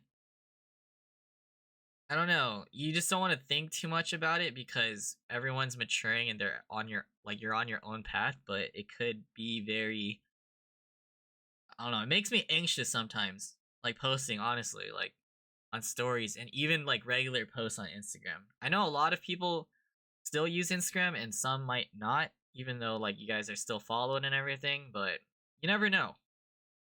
Honestly, it doesn't help to see who could view your Instagram stories. I know that's like a could be a bad thing to look at, but for me that's also a way for me to gauge who's still active. What do you think about advertising at the end of a Valorant games? You could definitely do that. There's nothing wrong with it, honestly. I personally don't like that for myself. And I actually that was one of my pet peeves for like my friends when they plug my Twitch, because I don't really like sometimes random people that come in are like are mean. So I don't like people plugging my Twitch in Valorant games, because then I have to deal with them. Yeah, Derek, what's up, Derek? Welcome into the podcast. Jacob, do your thing with the showering. Yeah, I hope all of you guys are doing well. I appreciate y'all. Big chillin' tonight, another platform. My DMs. Yeah, there's emotion involved for sure. So thinking about all these things. TikTok. Oh, the TikTok. I could probably talk about the TikTok story. I'm wrapping things up. Wrapping things up. I sleep at 11 p.m. PST, by the way. So no matter when this ends, it has to end within 30 minutes. The stream. Oh, that TikTok story. Rave TikTok. Yeah, yeah. Oh, you guys have any like streamer questions related stuff? You could definitely ask me. Again, I don't think I'm like the most knowledgeable, but I could give my insight. I want to like share little specific things, like things that I notice. TwitchCon was also life changing too. Like TwitchCon made me so happy to like connect with people, and it is also weird, like TwitchCon, because I go for the people and not for the event itself. So it's I don't know. It depends on what your goals are when it comes to TwitchCon. I haven't decided if I'm going, but I might consider it. Have you heard about Wheels on the Bus Techno remix? No, but techno is like definitely growing. Streamer and stream pet peeves. Ooh. I'm trying to think about everything. For me, like plugging my Twitch in a I don't plug my Twitch, like at least in Valorant games, because Valorant tends to have like toxic people. Unless they're like really wholesome and cool, I'm totally cool with that. I'm trying to think of pet peeves. I think it's more so if people have really bad like intentions, or um if people think they know who you are based on like what they see on streams only. I think there's that. That's a question I usually ask people, like what is your public perception versus who you really are? Um for me, I try to be like the same for both. I try to be authentic and genuine. The only difference is like online, you definitely have to. It's like your own platform and community, right? So you want to keep it lively, and you use more energy to like uphold conversations and stuff. Um, I mean, I had pet peeves in the past, but they aren't too bad like anymore. There's one thing that I would say is don't uh don't have like expectations, or what is it called?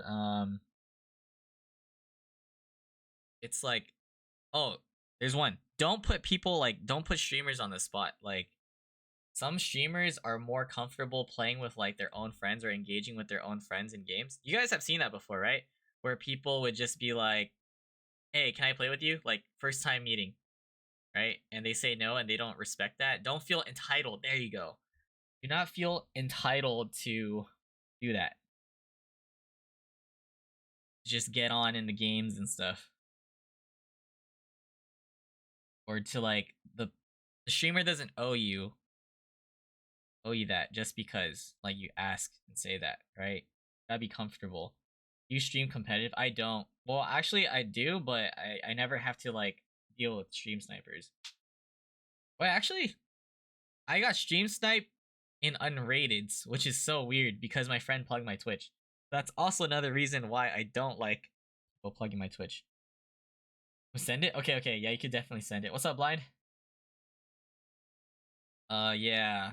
Stream etiquette is more so like, yeah, you don't want to like plug your Twitch and stuff.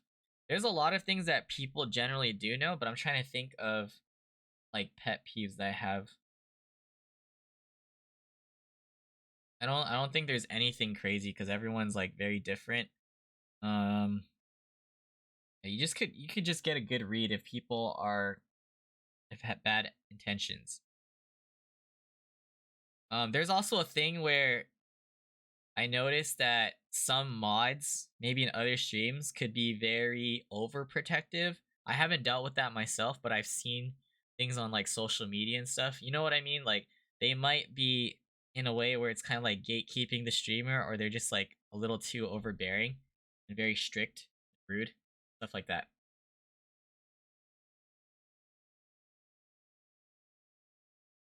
White knighting, I can be overprotective. Durfy, okay, okay. Yeah. All right, let's talk about. If you have more questions, just let me know. But the IG and TikTok thing. No, you're good, RJ. You're fine. You're fine. IG, I'm learning to be as open and real as possible. Breaking boundaries. I shit post a lot, which means I post a lot of like my random what I do like during the daily. So you can see like what's consistent and what's like what I do for fun, interesting. I try to post whenever I go live because it would be cool to have like my friends, like IRL friends, join the streams and everything. Um, yeah, protect from weirdos. But again, IG, that there's like that mindset. It's like it's tough because there's people that you just haven't talked to in such a long time, and of course, there's so much emotion behind it. Of like, you don't know what they think of you. You guys just don't talk. I realize that a lot of people don't use IG to message. You guys like not read your Instagram messages because I've learned that a lot of people don't. Congrats, Mochi. IG is the only thing I use to message. Yeah. IG is like the most common thing to like get from other people now when it comes to exchanging like information. Right? Do you guys think so? It's more of IG rather than like your phone numbers nowadays. Which is normal, especially within the rave community. It is so normal. I don't think I ever ask people for their discords or like Twitter. The most random would be like Snap in case they don't have like IG or something and they don't really say like the phone number. Yeah, Instagram.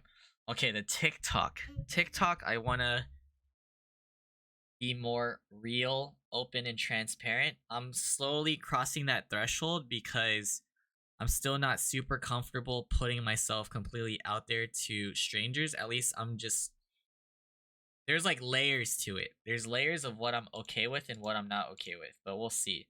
So far, as of the recent months, TikTok has been kind to me, but Saber knows that people were not kind back then, and I learned the hard way. I'd say IG is more natural, but very, I don't know where it's subtle, less intimate. Oh, you're right. It is less intimate. It is less intimate. And I realize like when you meet people on IG, again, I try to break the surface level barrier. So I'm trying to be pretty selective with who I vibe with and exchange with like I don't know, like something about IG or in general is like if you consider me as a friend, you shouldn't shy away and not be able to like communicate if that makes sense. I'm learning that as I grow older. Just trying to slowly break my own personal barriers. Okay, but yeah, just the quick TikTok story is since I'm messing around with TikTok, learning about the things about it. You guys know how I mentioned how in YouTube Shorts people are dicks for no reason. Yeah, for IG, I started posting a lot of rave content on my personal one, and one day I saw how people went to a rave and they met really cool people, but then they didn't exchange like their information or anything. So they didn't. So it's called a missing connection post. You're posting because you met someone and you didn't get, you don't know who they are. You're trying to have people like tell you who they are or something, or maybe they'll see it on TikTok. Because TikTok, anyone could just like, anyone's video can blow up and information just could just go out fast, like wildfire. So I saw someone do that. So I met really cool people at a rave, and I was living in the moment. Okay, but maybe it's specifically because it was a girl. I basically described what she looked like and everything, and when it happened and what happened, and everyone took it like the complete wrong way. It was so bad. It was to them. It was probably like the one of the most fuckboy rave type of videos they've ever seen, and they gave me so much shit. It was oh my god, it was the day I met you, man. The day after I posted it too, that night that I met you. I posted it on TikTok. I was just like, oh, I met someone. It was her first rave. She was extremely nice. This is not like a rave type of thing. Um, Vibe, lived in the moment, didn't get info. I explained like what she looked like and all this stuff. And then and then I was just like with my friend Chill, like we're in the car when I recorded it. And it probably didn't help because I was dressed up as like a high Q character. I still had my shades on and everything. And so I posted that video, and I didn't look at it until the morning. I didn't look at it until the morning. Once I opened it, I looked at it, and it low key blew up in the the rave community. When I say blow up, to me, it's like something that's like at least 10,000 views or something, right? That thing got like 30 plus thousand, and it was just a shit ton of hate comments of like super effed up things. Like, it was kind of like demoralizing reading it, because to me those are peers that like also rave, so to get like shitted on within like the own community that you think you're a part of was like very demoralizing. It was a lot of like, she don't want you, like, little bro, like, oh Pookie, this isn't it, you could still delete this. um Typical fuck boy move or something, bro, like you're so dumb or something, you had your chance, why didn't you, I don't know, all of these things. And then I was just like, at first I was like responding to a lot of it, because I'm like, you know what, some of these people are mutuals of my other friends, and these guys are kind of, you guys are kind of dicks. And then I realized that a lot of them wouldn't even respond whenever I like messaged, like responded to those comments. And then like the really stupid ones that made no sense, I would delete those, because I learned that you could delete messages. But then I kept most of the hate messages on, because I used it as fuel to like continue to know about what the community is like, and just to like have further, I don't know, knowledge for the future. I didn't delete it. I didn't delete it. I just kept it, and I'm just like, I'm going to learn from this, and I'm not going to like be torn down by it. Yeah. I made a second video explaining everything and my tendencies and all these things about miscommunication, and it was like a 5-minute video. And then the same people would be like, bro, like you could still delete this one too, there's no point in making another video, blah blah blah. They were just like constantly hating on me with 2 different videos. It's still up, so yeah, I didn't delete it, and I'm just like, fuck you guys. But then and then a lot of people were like being supportive eventually. They're just like, bro, this is the most like hateful comment I've seen. A lot of people post these type of TikToks missing connections before. I don't know why it's like that for you. Yeah. I didn't know it was a thing on Facebook. I honestly don't even use Facebook anymore. Every time I look on Facebook, I just see like my friends and other family members like getting married, and I'm just like, holy shit. Yeah. Facebook is just if I want updates to see who's married and have kids.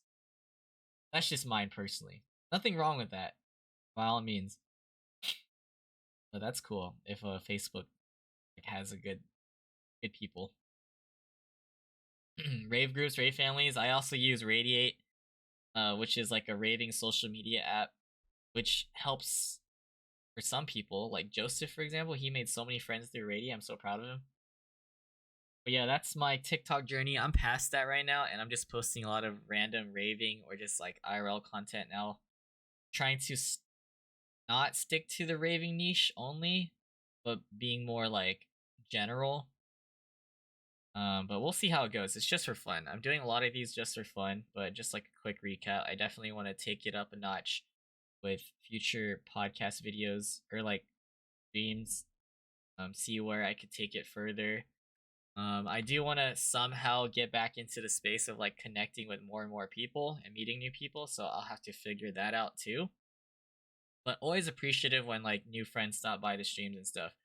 Like nowadays, like we're going back to Twitch, it's kind of rare to get new people to drop by the stream. Kind of. Like it's more rare than before. So it's always a surprise when like someone pops by the stream that I've never seen before. Like of course like 99% of the time it's people I know. But I'll always be grateful because I'm a part of that One Piece journey, like I said. Like Matt, for example, dude, you're still on top of it, man. I see you meeting new people constantly, and there's always new people in your streams. Like it's so cool. Like you've kept it going, and I definitely feel like I stopped. And I'm okay with it because there's all of you amazing people. Yo, what's up, Mish? Thanks for being here. Everyone's kind of just been around already. When I popped in last year, yeah, that was a huge surprise. Like, sometimes you meet people that just drop by like out of nowhere or just come from like out of nowhere. So, yeah. Wait, RJ, did you message me? What happened? Just a Yeah, people grew so much from the first time I met them. Yeah. True, true. I tend to I don't know. I just chat up with like close friends on their streams or like small streamers. There's something about like there's nothing against big streamers, but I just can't be in like those chats. There's just like too much going on for me personally. But for those streamers that like are making it big right now, like my friends, I love that for them. They're just popping off doing their thing, but I'll be lurking. Oh, I hope you had a great dinner with Hi and Emmy. Yeah, interaction makes it better to stay in chat, small or big. You're right. It's how they interact. We did have a mutual. Yeah, it could be chaotic. Chaotic in certain streams. Okay, you know, like you're wishing them well.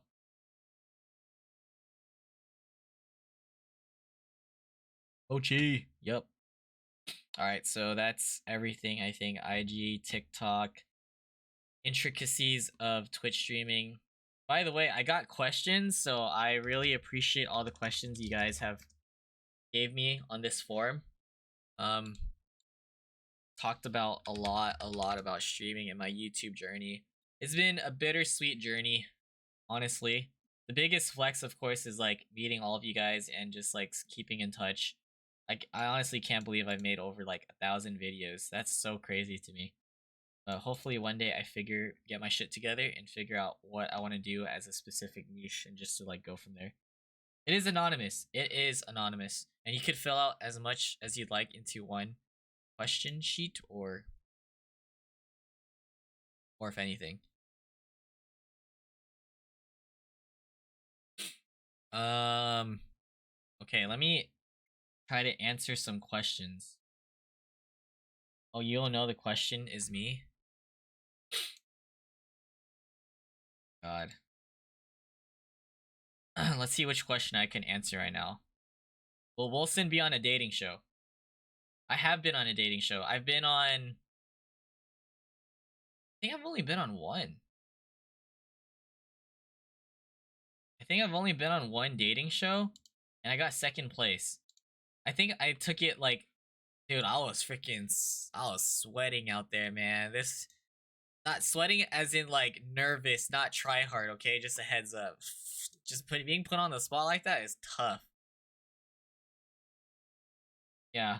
Second, okay, no, it wasn't that many people. I think there was supposed to be like 6, 7, but people like dropped out, and I think it was like only 5 people or something. But yeah, it's anonymous. It's anonymous. I want to see if there's any streaming questions. Yeah, so I talked about the difficult side of streaming. Like, it's honestly mentally taxing at times, but there's always a reminder of like why I stream and how people are so uplifting. So thankful for that. Um, I'll answer a current goal type of thing. Similar to streaming, I honestly don't think I have a set direction in life right now, which does bother me, but I feel like I'm in my own timeline right now, so I'll hopefully figure it out one day. For current goals, it's just trying to figure things out. That is it. Just live my life constantly, build relationships, meet people, find something. It would be nice to find something that I'm passionate about where I can make money. Cuz like a job is a job, but then like during a transition period or moving on like towards the future, I need to find something that I actually like doing, and I haven't figured that out. When Wilson goes back to black hair, it's all over. What the hell? No, for real. It's coming soon. I'm gonna try being in your timeline. Always, man, always. Riz. Riz Panda. So, yeah, like I want to like ask you guys, realistically, can you guys imagine like a career path that would fit me? What career path would actually suit me? I don't know, man. I really don't know. Like I'm just trying to like connect with people, vibe, have a good time, but I just don't know.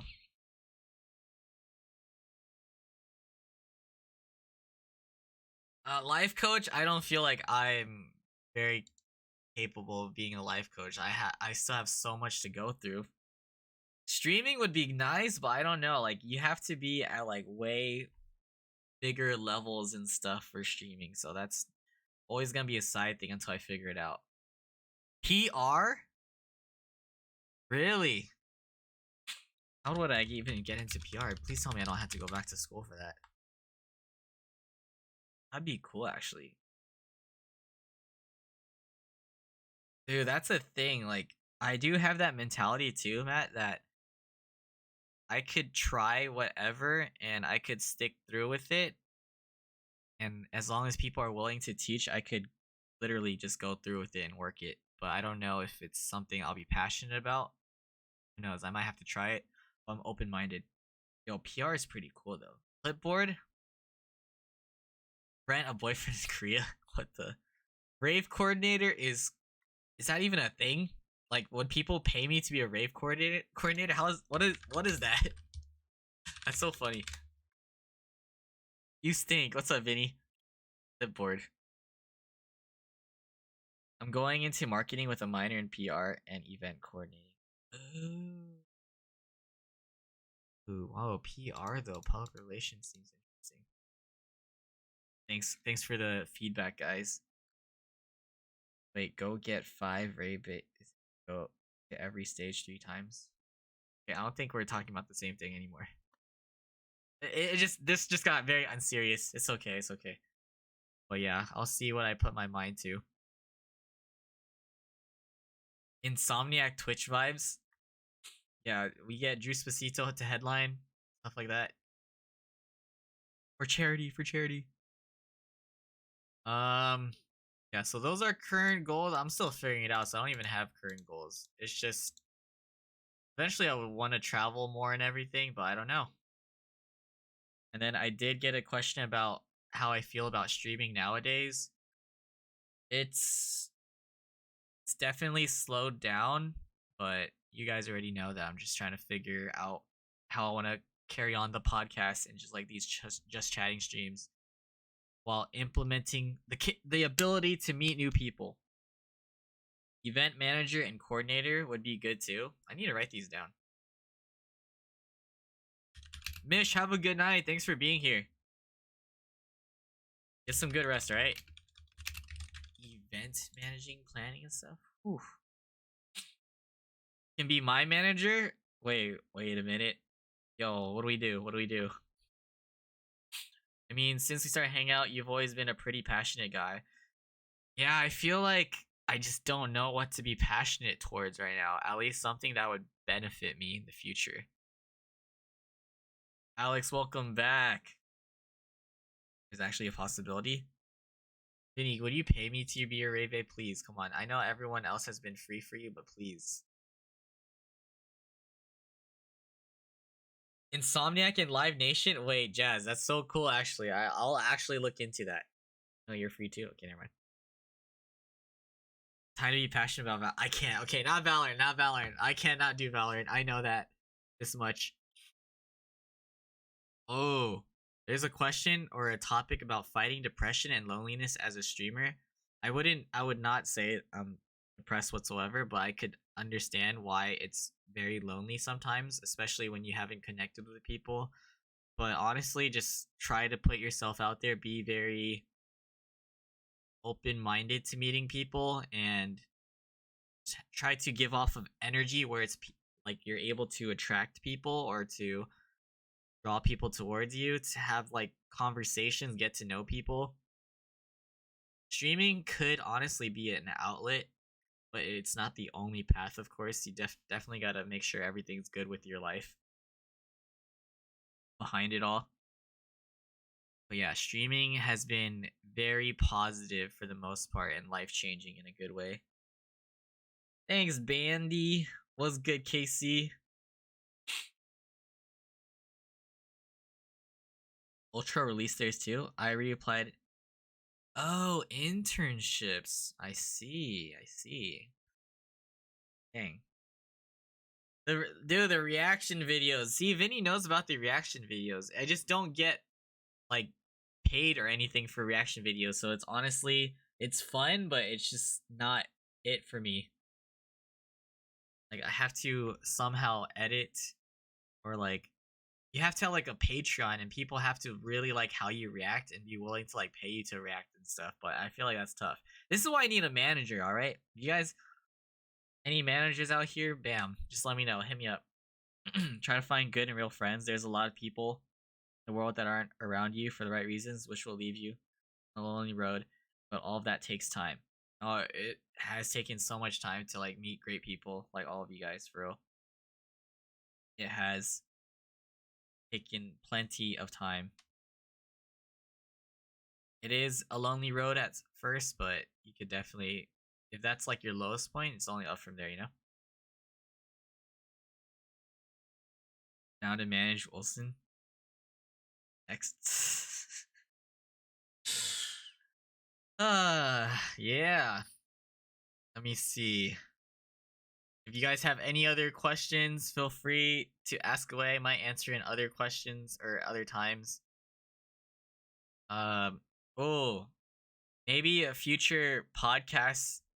I want to do more group stuff eventually, but I am definitely thinking about that one that Saber was talking about. So if Mochi, Saber, and Cherry actually want to do like the interview one, we could talk about that. It would be very interesting. I'm going to message you guys to see if you guys are actually serious about it. You for real rent other people's social medias for a bit? Wait, like, do you edit and stuff too? Like, we'll see, we'll see. I need to figure stuff out. One at a time. Is it time for a part 2 soon? Hey, if you wanna, Matt, if you wanna sign up for real, like, actually be down. Dude, you have a podcast too. You could also bring that back.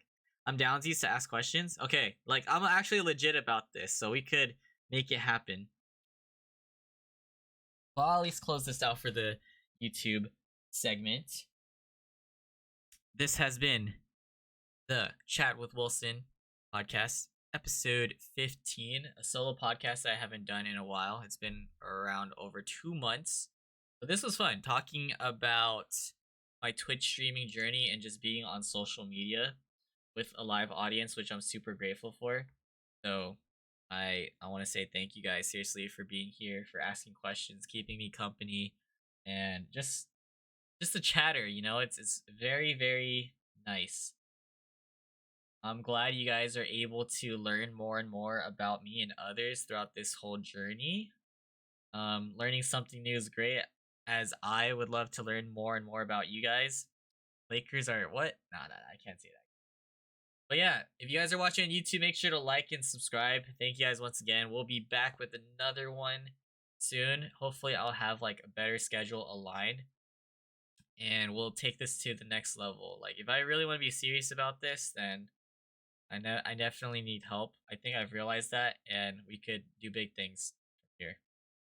So take it easy, and you guys are so funny. I see everything you guys say. say hi to YouTube. All right, that's a wrap for this one. See you in the next one. Have a good night. Peace.